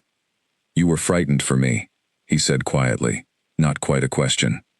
Of course I was, Elena admitted, the words escaping before she could stop them. Despite everything, despite the anger I still carry over how this all began, I could not stop thinking about whether you would return safely. Elena, Kane said softly, closing the remaining distance between them, until he stood close enough that she could see every flicker of emotion crossing his exhausted features. I know I have no right to ask this of you, not after everything, but I need you to know that whatever happens with Reyes, whatever the council eventually decides, my feelings toward you have never once wavered since the day you first told me to move my boots out of your way. Elena's breath caught in her throat, the weight of his words settling over her heart with quiet, undeniable certainty. Whatever anger still lingered from his deception, whatever caution she had carefully maintained since learning the truth of his identity, it could not fully extinguish the warmth spreading through her chest at his sincerity. I'm still angry with you, she said softly, though her voice lacked any real conviction now. I know, Kane said, a small hopeful smile crossing his tired face. Take whatever time you need to stay angry. I will still be here, waiting, for as long as it takes. Neither of them moved to close the remaining distance between them that evening, both aware that whatever growing feelings existed beneath the surface, the danger surrounding them, from Reyes's ongoing schemes to the council's lingering suspicion, made anything more than quiet honesty too great a risk to take just yet. But something had shifted permanently between them during those tense 2 days. A fragile trust, rebuilding itself slowly, deliberately, despite every obstacle still standing in their way. Elena left the study soon after, her heart still racing from the conversation, and made her way toward the kitchen, needing something to occupy her hands, while her mind continued turning over everything that had happened. Grace was still awake despite the late hour, sitting at the small table nursing a cup of tea, and she looked up with obvious relief when Elena entered. I heard he returned safely, Grace said, gesturing for Elena to join her. He did, Elena confirmed, sitting down across from her friend. Though the border village suffered real damage, grain stores burned, families displaced, until repairs can be made. But no lives lost, Grace said gently. That is something to be grateful for, even amid everything else. Elena nodded, wrapping her hands around the warm cup Grace slid toward her. Do you think Reyes really engineered the whole thing? She asked quietly. Deliberately put an entire village at risk, just to make Kane look incompetent in front of the council? Grace's expression turned serious. I have known men like Reyes before, she said. Ambition without conscience is a dangerous combination. I would not put it past him to risk innocent lives, if it meant securing more power for himself. It makes me sick, Elena admitted. Knowing people actually suffered because of his scheming, and he may never face any real consequence for it. Rowan will find the evidence, Grace said, with more confidence than Elena currently felt herself. He is thorough and patient. Men like Reyes rarely cover their tracks as perfectly as they believe. They sat together a while longer, the quiet warmth of the kitchen and the comfort of familiar company slowly easing some of the tension that had built up over the past 2 anxious days. By the time Elena finally retired to her room, exhaustion had caught up with her fully, and she fell asleep quickly, despite everything still unresolved, her dreams filled with fragments of the conversation she had shared with Kane in the study, his quiet, steady voice promising patience she was not yet certain she deserved. The next morning brought news that shifted the mood of the entire household once more. Rowan arrived at breakfast with a rare expression of cautious optimism, requesting a private word with Kane before the day's duties began. Elena, still assisting with the household records, was called into the meeting as well, given her growing involvement in the effort to expose Reyes's scheming. I found the stable hand who cared for the horses, the night the warning rider supposedly departed from the border outpost, Rowan explained, spreading a handful of notes across the desk.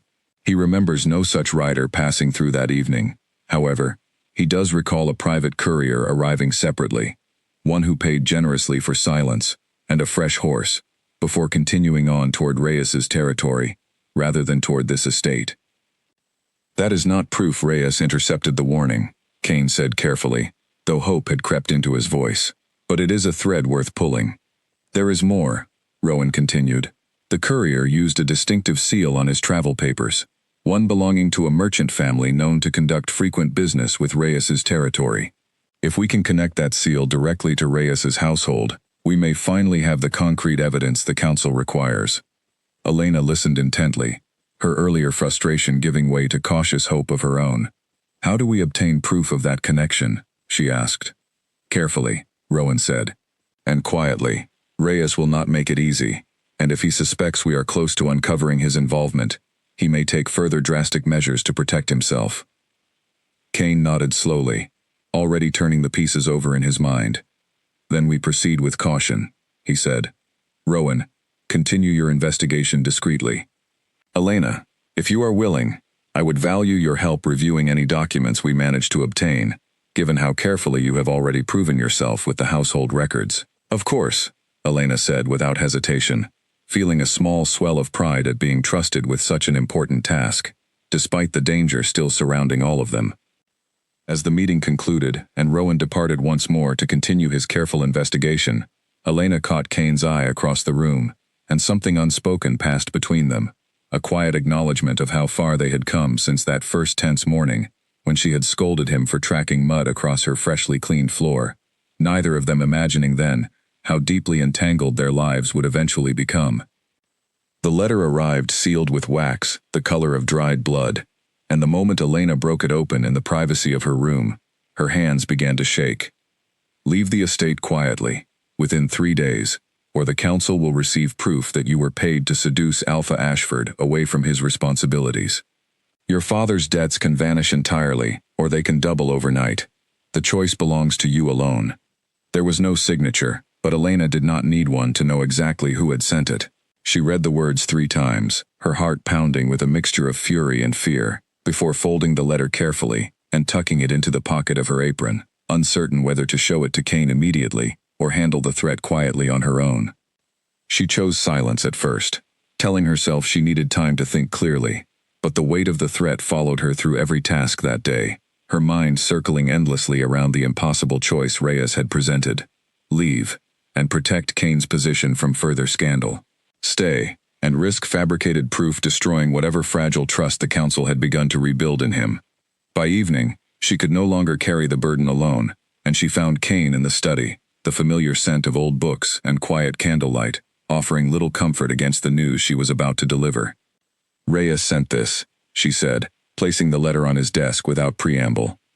Kane read it quickly, his expression darkening with each line, his jaw tightening until a muscle visibly ticked along its edge. He threatens to fabricate evidence against you, he said, his voice low and controlled in a way that somehow frightened her more than shouting would have. He wants me gone, Elena said. Or he wants to force your hand into choosing between your position and me. He will not succeed at either, Kane said firmly, though the anger in his voice suggested how close to the surface his composure truly sat. This is exactly the kind of desperate escalation Rowan warned us to expect, once we drew close to uncovering his involvement in the border incident. Desperate or not, he's threatening to fabricate proof that could destroy everything you've worked to rebuild with the council, Elena said. I won't be the reason that happens. You are not the reason anything happens, Kane said, standing to face her directly. Reyes is the reason. His ambition, his willingness to manufacture crisis and manipulate testimony, that is the true threat to this territory, not the fact that I have come to care for you. That's easy to say, Elena said, her voice rising with frustration and fear she had been suppressing all day. But if he presents fabricated evidence to the council, evidence claiming I was paid to seduce you away from your responsibilities, do you truly believe every council member will dismiss it as easily as they dismissed his earlier accusations? Some of them are already looking for reasons to doubt you. Kane's expression remained firm, though something softer flickered behind his eyes at her obvious distress. Then we expose Reyes's fabrication before he ever presents it, he said. Rowan is close to uncovering solid proof linking him to the border incident. If we can present that evidence first, any accusation he levels against you afterward will be seen exactly for what it is, a desperate attempt to distract from his own guilt. And if Rowan doesn't find proof in time? Elena asked. If Reyes moves faster than we can counter him? Kane was quiet for a long moment, clearly weighing the question seriously, rather than offering empty reassurance. Then I will stand before the council and tell them the truth, he said finally. That I care for you, deeply and without reservation, and that no threat or fabricated evidence will change that fact. Whatever consequence follows, I would rather face it honestly than watch you sacrifice yourself to protect a position I would gladly lose if the alternative means losing you instead. Elena's breath caught at the raw sincerity in his voice, though fear for his position, and for the people who depended on his leadership, refused to fully quiet beneath the warmth spreading through her chest. I don't want you to lose everything because of me, she said softly. And I do not want you living under threats simply because Reyes has decided you are a convenient target, Kane replied, closing the distance between them, until he stood close enough that she could see every flicker of determination in his tired eyes. We face this together, Elena, or we do not face it at all. She wanted to argue further, wanted to insist that leaving quietly, disappearing before Reyes could follow through on his threat, might be the simplest way to protect everyone involved. But something in Kane's steady, unwavering resolve settled the fear churning inside her, replacing it with a fragile but growing certainty that whatever came next, she no longer wanted to face it alone, hidden away in some distant town while he battled Reyes's schemes without her. Together, she agreed finally, the word feeling strange and significant on her tongue. Rowan arrived less than an hour later, summoned urgently once Kane explained the new threat, and the three of them spent the remainder of the evening poring over every fragment of evidence gathered so far, searching for any way to accelerate the investigation before Reyes could act on his ultimatum. The distinctive merchant seal remained their strongest lead, and Rowan reported cautious progress, tracing its origin to a trading house with known ties to Reyes's territory, though confirming the connection required careful, time-consuming verification that could not be rushed without risking exposure. We need 3 more days, perhaps 4, to gather conclusive proof, Rowan said grimly. Reyes has given Elena only 3. Then we buy more time, Kane said. However we can. The plan they settled upon that night was risky, requiring Kane to request a brief delay before the council, citing unspecified additional evidence regarding recent border tensions, without revealing the true nature of the threat Reyes had leveled against Elena directly. It was a gamble, one that could easily backfire if Reyes suspected the delay was meant to buy time against his own scheme, rather than simply routine council procedure. But it was the only option available to them, and as the candles burned low and the three of them finally parted ways well past midnight, Elena found herself walking back toward her room, with a strange, unfamiliar mixture of fear and determination settling over her, aware that the coming days would likely decide far more than simply her own place within this household. Sleep proved elusive again that night, her mind circling endlessly around the threat still folded carefully in her apron pocket. The words seared into her memory no matter how many times she tried to push them away.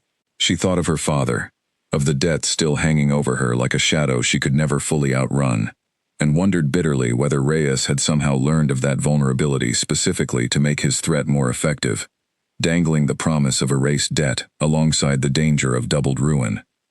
She rose before dawn, exhaustion pulling at her eyes, and made her way to the kitchen where Grace was already preparing the morning's first pot of tea.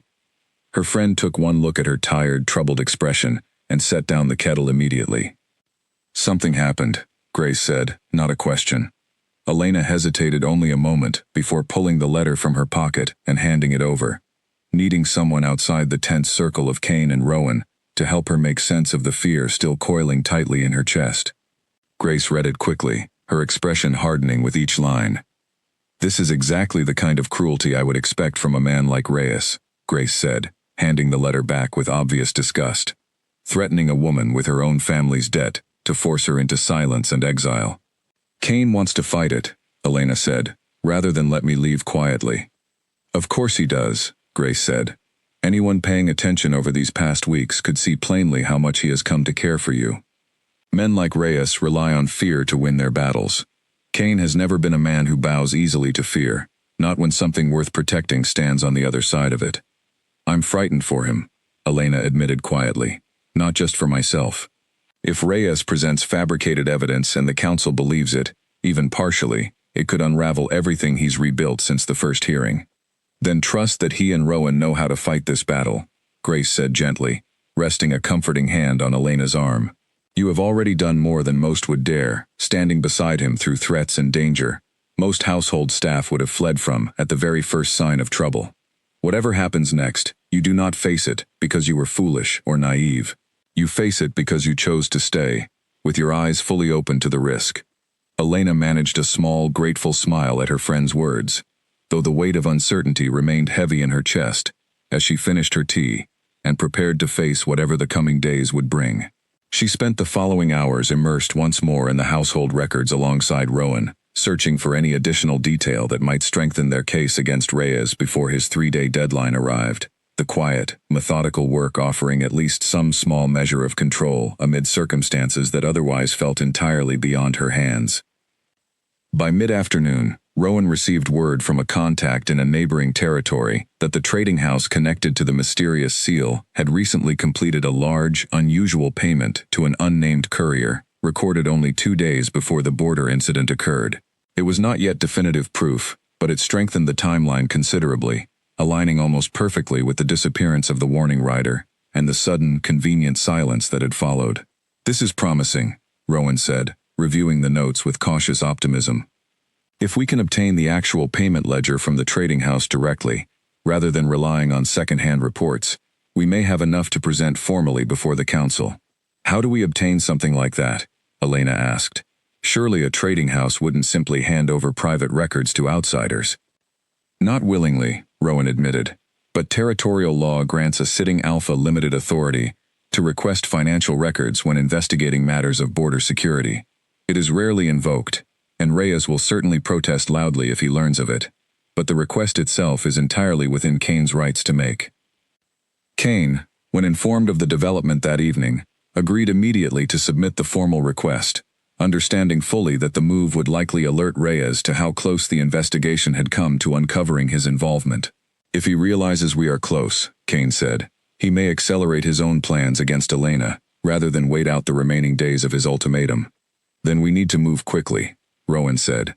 "I will submit the request myself first thing tomorrow morning, and press the trading house for immediate compliance, given the security concerns involved." Elena listened to the exchange with a growing, uneasy awareness that whatever fragile timeline they had originally hoped for was likely about to compress even further, the danger surrounding all of them intensifying with each step closer to exposing Reyes's true involvement. She said little as the meeting concluded, her mind already turning toward the sleepless night ahead, uncertain whether the coming days would bring vindication or disaster, but resolved regardless to see the fight through to its end, whatever that end might ultimately be. The trading house ledger arrived by armed courier just after sunrise, and Rowan's hands trembled slightly as he broke the seal, aware that whatever the pages revealed would either save Kane's position entirely or leave them scrambling for another plan with no time left to execute it. Here, Rowan said, jabbing his finger against a line of careful script partway down the second page. A payment recorded 2 days before the border incident, made to an unnamed courier, authorized personally by a representative acting on behalf of Alpha Reyes's household. Elena leaned over his shoulder, reading the entry twice to make certain she understood it correctly. "That's it," she said, hope surging through her chest for the first time in days. "That's the proof." "It is strong evidence," Kane said carefully, though the tension in his shoulders had visibly eased at the discovery. Combined with the merchant's seal and the stable hand's testimony regarding the courier's departure, it paints a clear picture. Whether it proves definitive enough to satisfy the full council remains to be seen, but it is far more than Reyes anticipated we would uncover so quickly. They had little time to celebrate the discovery, however, as a second message arrived within the hour, this one bearing Reyes's own seal, summoning Kane to an emergency session that very afternoon. Rowan's expression darkened as he read the formal request. "He's moving faster than expected," Rowan said. "This cannot be coincidence.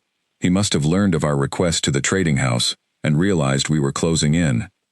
Then he intends to strike first," Kane said grimly, "before we have the chance to present our own evidence formally." Elena felt cold dread settle over her. "The letter," she said. "He threatened to present fabricated evidence against me if I didn't leave within 3 days. Today would be the final day of that deadline."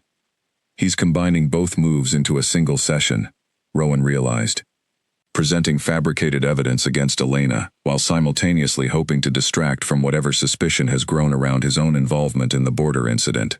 Kane's jaw tightened with quiet fury, though his voice remained carefully controlled. "Then we present our evidence in the same session," he said, "before he has the chance to fully unveil his own fabrication. If we can discredit him first, whatever he brings forward against Elena will already carry the taint of desperation." The council hall felt different that afternoon, charged with an anticipation that made even the older, more composed members shift uneasily in their seats, as Kane and Reyes took their positions at opposite ends of the room. Elena stood near the back alongside Rowan, her heart pounding, as the elderly council leader called the session to order. "Alpha Reyes," the leader announced. "You requested this emergency session. State your business." Reyes stepped forward with his usual confident bearing, though Elena noted a slight tightness around his eyes that suggested even he understood the stakes had shifted since their last confrontation. "Members of the council," he began, "I have gathered testimony proving that the household worker previously discussed in these chambers was in fact paid, by outside interests hostile to this territory, to distract Alpha Ashford during a period of critical border vulnerability." Gasps rippled through the assembled council, and Elena felt her stomach twist violently at hearing the accusation spoken so plainly, so publicly, in front of the very people who held power over both her fate and Kane's. "I present this signed testimony," Reyes continued, producing a folded document with practiced flourish, from a merchant claiming direct knowledge of the payment arrangement. Before the document could be formally entered into record, Kane stepped forward. "Before this council accepts testimony from an unnamed merchant," he said, his voice carrying clearly across the tense hall, "I ask that we first examine evidence I have gathered regarding the true cause of the recent border incident that Alpha Reyes has repeatedly invoked as proof of my failing judgment." Reyes's composure flickered visibly. "This session was called to address a separate matter," he said sharply.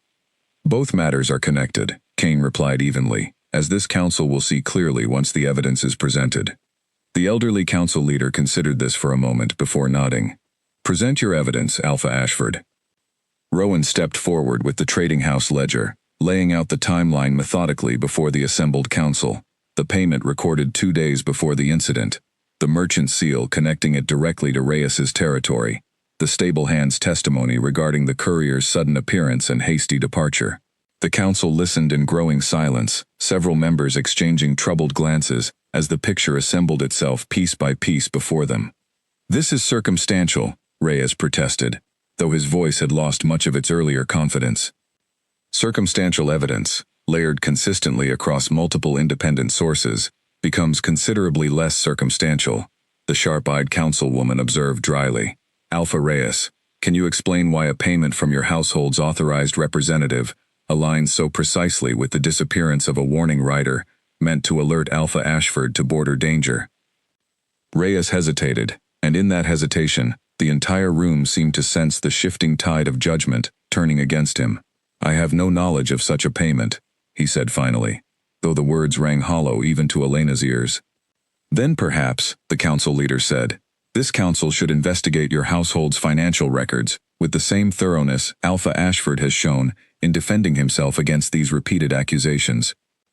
The room erupted into hushed, urgent conversation, and Elena watched, hardly daring to breathe, as Reyes's careful composure finally cracked entirely, his earlier confidence replaced by something closer to panic, as he realized the accusation he had built so carefully against Cain was collapsing beneath the weight of evidence, pointing directly back toward his own guilt. "This session is not concluded," Reyes said, attempting to regain control of the room. "I still have testimony to present regarding the household worker." "Present it," the council leader said, though his tone carried far less patience than before. "But know that this council will weigh it very carefully, given everything we have just learned about the source making the accusation." Reyes produced the merchant's signed testimony, though his voice lacked its earlier conviction, as he read the fabricated claims aloud, accusations of payment and manipulation that Elena knew to be entirely false. When he finished, the council leader turned toward Elena directly, the first time she had been formally addressed in either hearing. "Do you have a response to these claims?" he asked. Elena stepped forward, her voice steadier than she expected given how violently her heart was pounding. "I have never received payment from anyone to influence Alpha Ashford's decisions," she said clearly. "I came to this estate seeking honest work, to settle my father's debts. Nothing more. 3 days ago, I received a letter threatening to fabricate exactly this kind of testimony against me, unless I left the estate quietly and never returned.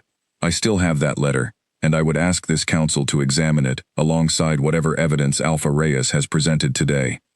She produced the folded letter from her apron pocket, and Rowan carried it forward to the council leader, who read it carefully before passing it among the other seated members, their expressions growing increasingly grim as they absorbed its threatening contents. "This letter bears no signature," the council leader observed, "but its timing aligns precisely with the testimony Alpha Reyes has presented today." The room fell into heavy silence, all eyes turning once more toward Reyes, whose face had gone pale beneath the mounting weight of evidence stacking steadily against him. Whatever careful plan he had constructed to destroy Cain's position had unraveled entirely, leaving him exposed before the very council he had hoped to manipulate into doing his work for him. "Alpha Reyes," the council leader said, his voice carrying a new, harder edge. "This council will suspend judgment on any claims regarding the household worker until a full investigation into your household's financial dealings has concluded. Given the severity of what has been presented today, including a threat that appears to have been issued directly to a private citizen, this council views the matter with grave concern." Reyes opened his mouth to protest, but the sharp-eyed councilwoman cut him off before he could speak. "You have made repeated attempts to challenge Alpha Ashford's fitness to lead," she said coldly. "Based on accusations, this council now has strong reason to believe were manufactured entirely by your own hand, at considerable cost to innocent villagers who lost their livelihoods in a fire you may have orchestrated. This council does not take such matters lightly. I have served this region faithfully for years," Reyes said, though the desperation in his voice betrayed how thoroughly his position had crumbled. "I would ask this council to consider my record before condemning me, based on circumstantial evidence alone." "We will consider your record," the council leader said evenly, "alongside a full and thorough investigation into your recent conduct. Until that investigation concludes, this council formally withdraws any support for further challenges against Alpha Ashford's leadership." The session dissolved into a flurry of hushed conversation as council members began discussing logistics for the promised investigation, and Elena felt the tension that had gripped her entire body since the letter first arrived finally begin to loosen, relief flooding through her so completely that her knees nearly buckled beneath her. Rowan caught her arm gently, steadying her, a rare, satisfied smile crossing his usually composed features. "It's over," he said quietly. "Or at least, the immediate danger is over. Reyes will be occupied defending his own conduct for months to come, far too consumed with his own troubles to continue pursuing Cain's position." Elena nodded, though her eyes had already found Cain across the emptying hall, watching her, with an expression of such open relief and warmth that she felt her own composure nearly crack beneath the weight of everything they had endured together over the past turbulent weeks. Whatever remained unresolved between them personally, whatever careful distance pride and lingering hurt had kept in place since the truth of his identity first came to light, none of it seemed to matter quite as much in this moment, standing together on the other side of a battle that could have ended so very differently. Kane crossed the hall to reach her once the last of the council members had filed out, his expression carrying none of the guarded composure he had worn throughout the tense proceedings. "You were remarkable in there," he said quietly. Standing before the full council and speaking so plainly, knowing everything that hung in the balance. "I only told the truth," Elena said, though warmth spread through her chest at his praise. "You and Rowan did the difficult work of uncovering the evidence that actually mattered." "We could not have presented it convincingly without your testimony," Kane said, "without your willingness to stand there and refuse to be silenced by his threats." Elena managed a tired, relieved smile.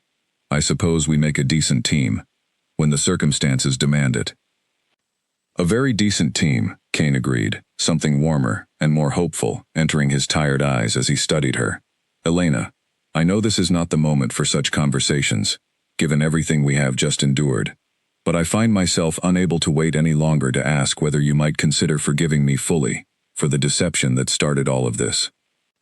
Elena considered the question seriously, weighing the lingering hurt that still occasionally surfaced against the depth of loyalty and courage he had shown throughout the ordeal with Reyes. "I think," she said slowly, "I forgave you, somewhere between the storm in the barn and watching you stand before the council today, refusing to let Reyes destroy either of our reputations without a fight." Kane's expression softened entirely at her words, relief and quiet joy replacing the last of the day's tension. "Then perhaps," he said carefully, "we might finally have an honest conversation about what comes next, without secrets or council hearings interrupting us." "Perhaps we might," Elena agreed, and for the first time since arriving at the Ashford estate, she allowed herself to imagine a future that extended beyond simply settling her father's debts, a future that included the quiet, steady man standing before her, who had proven himself worthy of her trust through every trial they had faced together. Snow had begun falling steadily by the time the messenger arrived from the council chambers, and Elena watched from the kitchen window as Rowan intercepted him at the front gate, his breath fogging in the cold air, while he read whatever news the man had carried. 3 weeks had passed since the emergency session that exposed Reyes's manipulation, 3 weeks that had brought a strange, welcome calm to the Ashford estate after the chaos of border incidents and council threats. Elena had settled back into her regular duties, though everyone in the household now treated her with a warmth and respect that had little to do with her position as a servant and everything to do with what she had endured alongside their alpha. Rowan entered the kitchen a few minutes later, snow still clinging to his shoulders, his expression carrying the particular satisfaction of a man delivering long-awaited good news. "The council's investigation into Reyes has concluded," he announced. "He has been formally stripped of his authority to negotiate on behalf of his territory for the next full year, and fined heavily for the damage caused to the border village. Several of his own advisors have already begun distancing themselves from him, fearing further consequence." "So it's truly finished," Elena said, relief washing through her at the confirmation. "As finished as these things ever become," Rowan said. "Reyes will likely spend years rebuilding whatever credibility he has lost, if he manages it at all. He will not trouble this territory again anytime soon." Elena found Kane later that afternoon in the study, reviewing correspondence with the same steady focus he brought to every task, though he looked up immediately when she entered, his expression softening in the way that had become achingly familiar to her over the past weeks. "You've heard the news," he said, setting aside his papers. "Rowan told me," Elena confirmed, taking the seat across from his desk that had become her customary spot during their quiet afternoon conversations. "It feels strange, having it actually be over." "Strange but good," Kane said, a genuine smile crossing his face, the kind she had come to treasure, specifically because he offered it so rarely to anyone beyond her. "We should have a proper celebration, once the road's clear enough for travel." Their relationship had grown steadily since the day of the hearing, careful and deliberate in a way that suited both their cautious natures, built on long conversations that stretched late into the evening, and quiet moments stolen between their respective duties. Elena still worked her usual hours, still scrubbed floors and organized linens alongside Grace and Poppy, refusing every offer Kane made to relieve her of her position entirely. "I earn my own way," she had told him firmly, more than once, whenever he raised the subject. "That has not changed, simply because of what exists between us now." Kane had learned, slowly, to respect that boundary, though he found smaller, quieter ways to ease the burden of her father's remaining debt, ways that did not feel like charity or dismissal of her hard-earned independence. He had, without her knowledge, quietly settled a portion of the debt through legitimate estate business dealings that happened to route payment through the very creditor holding her father's outstanding accounts, a solution clever enough that Elena did not discover it until weeks later, and by then, the gesture felt less like being rescued and more like being supported by someone who understood exactly how much her pride mattered to her. "You didn't have to do that," she had told him when she finally uncovered what he had done, though her voice held more gratitude than anger. "I know," Kane had replied simply. "I wanted to." That evening, as snow continued falling steadily outside the study windows, Kane set aside his papers entirely and studied Elena with an expression more serious than she had seen from him in days. "I need to speak with you about something important," he said. "The winter gathering approaches, the annual assembly, where every territory's alpha formally presents matters of significance before the full regional council. I remember you mentioning it," Elena said, curious about the sudden seriousness in his tone. "It is tradition," Kane continued, "for an alpha to formally announce any significant personal commitments before the assembled council and territory representatives. Marriages, alliances, matters that will shape the future governance of the territory." Elena felt her heart begin to race, understanding immediately the direction of the conversation, even before he continued. "Kane," she said carefully, "what are you asking me?" "I am not asking anything yet," Kane said, though something vulnerable had crept into his usually composed expression. "I only want you to understand what the gathering represents, and to know that whatever choice you make regarding your own future, regarding us, I intend to support it fully, publicly, without hesitation or shame, regardless of what any council member or rival alpha might think of my choice." "You would face them all," Elena said quietly, knowing some will still whisper about attachment clouding judgment, even after everything Reyes tried and failed to prove. "Let them whisper," Kane said firmly. "I have spent my entire adult life carrying the weight of this position, with careful, guarded distance, believing that strength required isolation, that leadership demanded I sacrifice any chance at genuine connection. You taught me otherwise, simply by refusing to treat me as anything other than an ordinary man who occasionally needed reminding to remove his muddy boots." Elena felt tears prick unexpectedly at the corners of her eyes, moved by the raw sincerity in his voice. "I never intended to teach you anything," she said softly. "I just wanted clean floors." Kane laughed, a warm, genuine sound that eased the tension of the moment considerably. "Well, regardless of your intentions, you succeeded admirably at teaching me something I desperately needed to learn."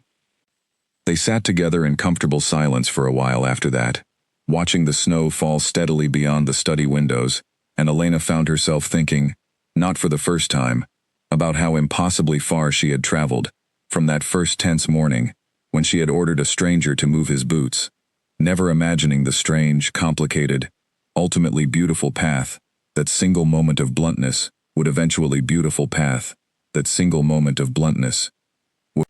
"The gathering is in 10 days, Kane said eventually, breaking the comfortable quiet. "I do not expect an answer tonight, or even tomorrow. Take whatever time you need to consider what you truly want, Elena. I only ask that whatever you decide it for yourself, free from any pressure my position or my feelings might place upon you." Elena studied him for a long moment, this man who had once let her scold him over muddy floors without ever revealing the true weight of the title he carried, who had faced down a rival's carefully constructed conspiracy rather than sacrifice her safety for his own political convenience, who now sat before her, offering not command or expectation, but simply patient, unwavering support for whatever choice she ultimately made. "I don't need 10 days, she said quietly, though even as the words left her mouth, she recognized the wisdom in taking at least a little time to be certain, to honor the gravity of what such a public commitment would truly mean for both their futures. Take the time anyway, Kane said gently, reaching across the desk to take her hand in his thumb tracing gentle patterns across her knuckles. Some decisions deserve careful consideration, even when the heart has already decided. Elena nodded, though as she sat there in the quiet study, snow falling steadily beyond the windows, and Kane's warm hand wrapped securely around her own. She suspected her heart had indeed already decided, long before this conversation had even begun. She spent the following days turning the decision over carefully in her mind, walking the familiar garden paths during her afternoon breaks, seeking out Grace's steady counsel during quiet moments in the kitchen, and even writing a long letter to herself, something she had not done since her father's passing, working through her own tangled feelings on paper, the way he had once taught her to do, whenever a decision felt too large to hold entirely in her head. "You look lighter than you have in weeks," Grace observed one afternoon, watching Elena fold linens with unusual focus. "Whatever Kane asked you, it seems to be settling well." "He didn't ask anything, exactly," Elena said, though a small smile tugged at her lips despite her attempt at composure. "He simply told me about the gathering and what it means, and left the choice entirely in my hands." "That sounds like him," Grace said warmly. "Careful, even about the things that matter most." "Careful and patient," Elena agreed. "More patient than I think I deserve, given how much anger I held on to after learning the truth about who he really was." "You held on to exactly as much anger as the situation warranted," Grace said firmly. "And you let it go once he proved, through action rather than empty words, that his feelings toward you were genuine. That is not weakness, Elena, that is wisdom." Elena considered her friend's words as she finished her work that afternoon, feeling steadier and more certain with each passing day about the answer she intended to give Kane once the appointed time arrived. She thought of Felix, grateful still for her silence over the broken vase all those weeks ago, and of Poppy, whose nervous whispers had first alerted her to the true stakes hidden beneath the household's careful formality. She thought of Rowan, whose loyalty to Kane had never wavered, even through the darkest days of Reyes's scheming, and who had come, gradually, to treat her with the same quiet respect he had always shown his alpha. This house, this strange, complicated household she had stumbled into seeking nothing more than honest wages, had become something far more significant over these past weeks, a place where she had found not just unexpected love, but genuine belonging among people who had proven, time and again, that their loyalty extended well beyond simple duty. By the 7th day following Kane's conversation in the study, Elena found him once more among the portrait gallery in the East Wing, standing before the same mirror where they had once spoken about the weight of inheritance and loneliness during her earliest days at the estate. She approached quietly, watching his reflection notice her arrival, his expression turning hopeful the moment their eyes met in the glass. "I've made my decision," she said softly. Kane turned to face her fully, something vulnerable and hopeful crossing his features as he waited for her to continue. "I want to stand beside you at the gathering," Elena said, her voice growing steadier with each word, "not because you are an alpha, and not despite it either. Because somewhere between muddy boots and burned grain stores and a threatening letter, I was too stubborn to hide from you. I fell in love with the man underneath all of it. Whatever the council thinks, whatever whispers follow us afterward, I am ready to face it standing next to you, not hidden away behind kitchen doors." Kane closed the distance between them in a few quick strides, his hands coming up to gently frame her face, his dark eyes searching hers as though he still could not quite believe what she had said. "Elena Marsh," he said, his voice thick with emotion he rarely allowed himself to show so openly. "You have made me happier in these past weeks than I believed possible for a man in my position." "Good," Elena said, a teasing smile breaking through her own emotion. "Because I intend to keep reminding you to remove your muddy boots for a very long time to come." Kane laughed, the sound warm and unguarded, and when he finally leaned down to press his forehead gently against hers, Elena felt, for the first time since arriving at this strange, complicated estate, that she had found not just an unexpected love, but a true and lasting home. 10 days, Kane murmured. "Then the entire region will know exactly what I already know, that you are the finest thing that has ever happened to me." 10 days, Elena agreed softly, and together they stood in the quiet gallery, surrounded by the watchful portraits of generations past, unaware that the winter gathering approaching would bring challenges neither of them had yet anticipated, even with Reyes's schemes finally behind them. A carriage, bearing an unfamiliar crest, arrived at the estate gates only 2 days before the winter gathering, and the moment Rowan read the accompanying letter, his face drained of color entirely. "Reyes has requested to attend the gathering after all," he said, finding Kane and Elena together in the study where they had spent the morning reviewing preparations for the journey ahead. Despite everything, despite the suspension of his authority, tradition grants every territory's representative the right to attend the regional assembly, regardless of standing disputes. "He means to cause trouble one final time," Kane said grimly, setting aside the papers he had been reviewing. "Worse," Rowan said, "he has requested formal speaking time before the assembly, citing his right, as a territorial representative, still technically in good standing, pending the conclusion of his investigation. I suspect he intends to make one last attempt to discredit your announcement before the full regional council, rather than simply the smaller territorial council he failed to convince previously." Elena felt her stomach tighten with old, familiar anxiety, though the fear now carried a different quality than it once had, tempered by everything they had already survived together. "Can he actually stop the announcement from happening?" she asked. "No," Kane said firmly. "The right to formally present personal commitments before the assembly belongs to me alone, and no rival alpha, suspended or otherwise, holds authority to prevent it. But he can certainly attempt to poison the reception it receives among the wider regional council, many of whom will be encountering you for the first time, Elena, without the context of everything Reyes previously tried and failed to prove. Then we prepare for that possibility," Elena said, surprising herself with how steady her voice remained. "We've faced him before. We can face him again." Kane studied her with obvious pride, something warm and admiring in his expression, despite the fresh complication Reyes's arrival presented. "You continue to surprise me," he said. "Every time I believe I understand the full measure of your courage, you find another way to demonstrate it." They departed for the regional gathering the following morning, the journey taking most of the day across snow-covered roads that wound through unfamiliar territory, each mile bringing Elena closer to a moment she had spent the past several days preparing for, with equal parts excitement and nervous anticipation. The gathering hall itself, when they finally arrived, dwarfed even the grand estate she had come to think of as home, its towering stone architecture, filled with representatives from territories spanning the entire region, far more people than had attended even the tensest of Kane's previous council hearings.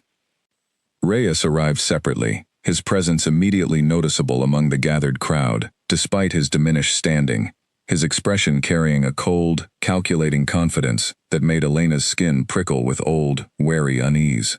He caught her eye briefly across the crowded hall, offering a thin, humorless smile, before turning away to speak with a cluster of unfamiliar representatives, clearly attempting to rally whatever support remained available to him.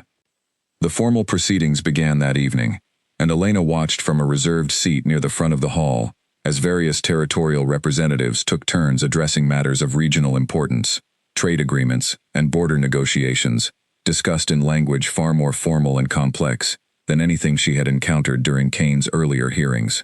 When Reyes's turn finally arrived, the hall fell into an expectant hush, many representatives clearly aware of the recent scandal surrounding his suspended authority. "Members of this assembly," Reyes began, his voice carrying the same practiced confidence Elena remembered from his first arrival at the Ashford estate months ago. "I stand before you today not to dispute my own circumstances, which remain under investigation, but to raise a concern regarding a matter that will soon be presented before this very gathering." Elena felt Kane's hand find hers beneath the table where they sat, his grip steady and reassuring, despite the tension visibly building around them. "Alpha Ashford intends to formally announce a personal commitment this evening," Reyes continued, "to a woman who began her association with him as a household servant.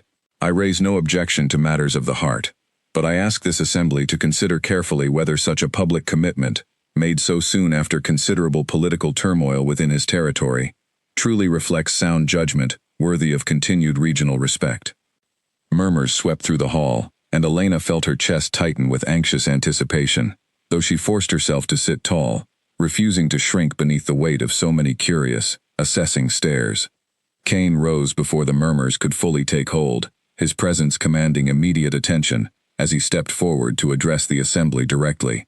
I thank Alpha Reyes for his concern, he said, his voice carrying easily across the hushed hall, though I find it curious that a man currently under investigation for orchestrating a border crisis and threatening a private citizen with fabricated evidence now positions himself as an authority on sound judgment.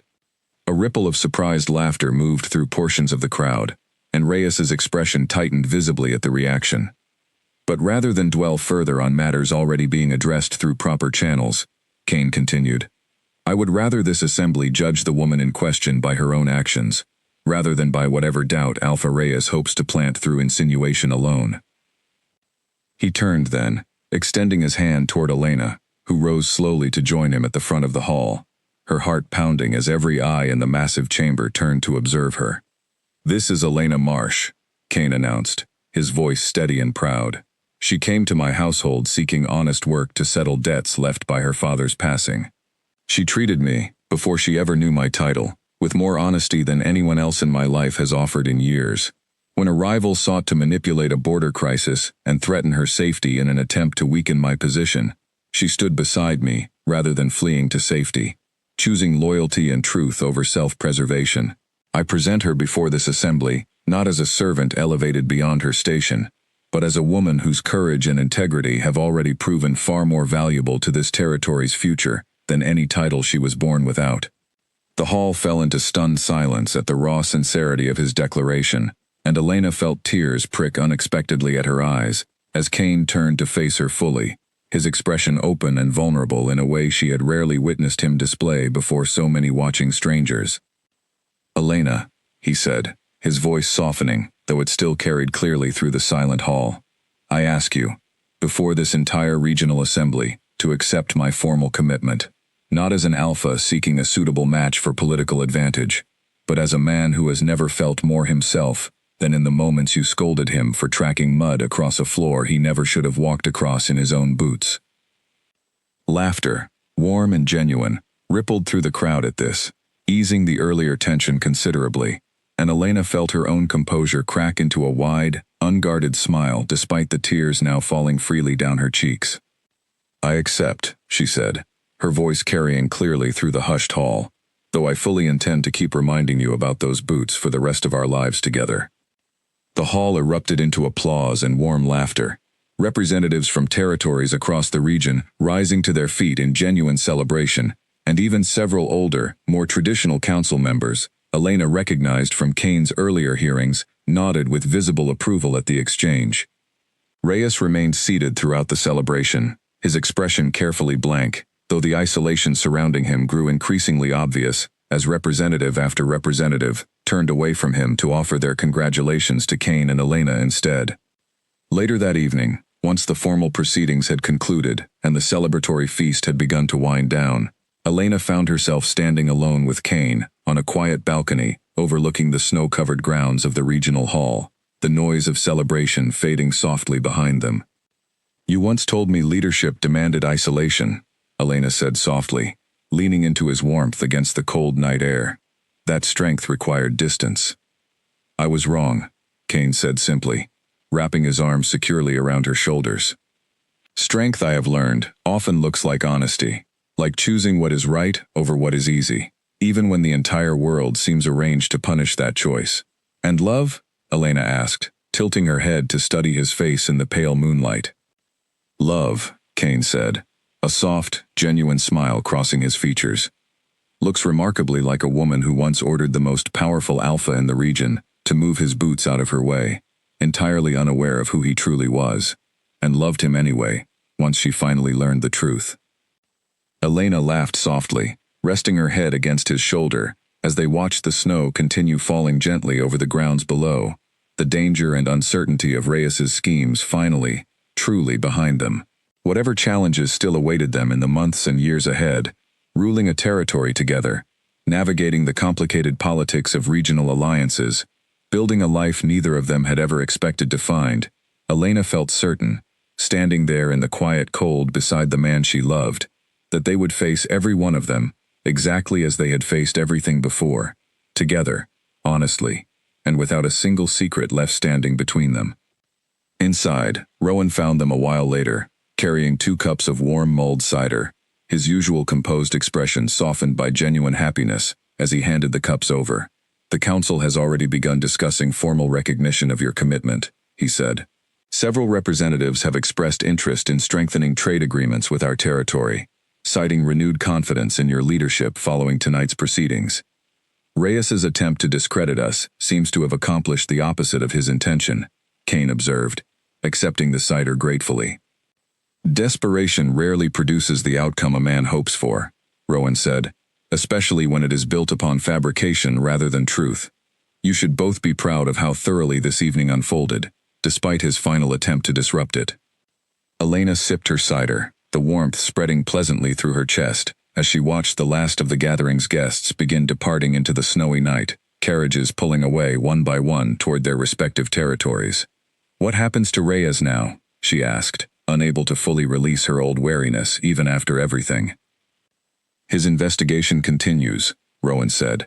"Whatever remains of his standing among the council will likely erode further after tonight, given how plainly the assembly witnessed his desperation.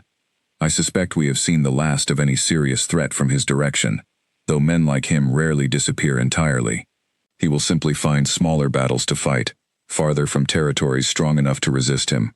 Kane nodded, satisfied with the assessment, and turned his attention back toward Elena, his expression softening once more into the warm, private tenderness he reserved only for her. "Whatever comes next," he said quietly, "we face it as we faced tonight, together." Rowan excused himself shortly after, leaving them alone on the balcony once more, and Elena found herself thinking, as the last carriages disappeared into the snowy darkness beyond the hall, of the long, improbable journey that had brought her from a simple housekeeping position, taken out of desperate necessity, to standing here now, beside a man who had once let her scold him over muddy boots, without ever revealing the truth of who he was, simply because her honesty had felt like the first real gift anyone had offered him in years.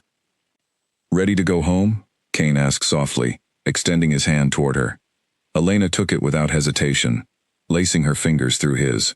"Home," she echoed, testing the word against everything it had come to mean over these past remarkable months. "Yes, I think I am."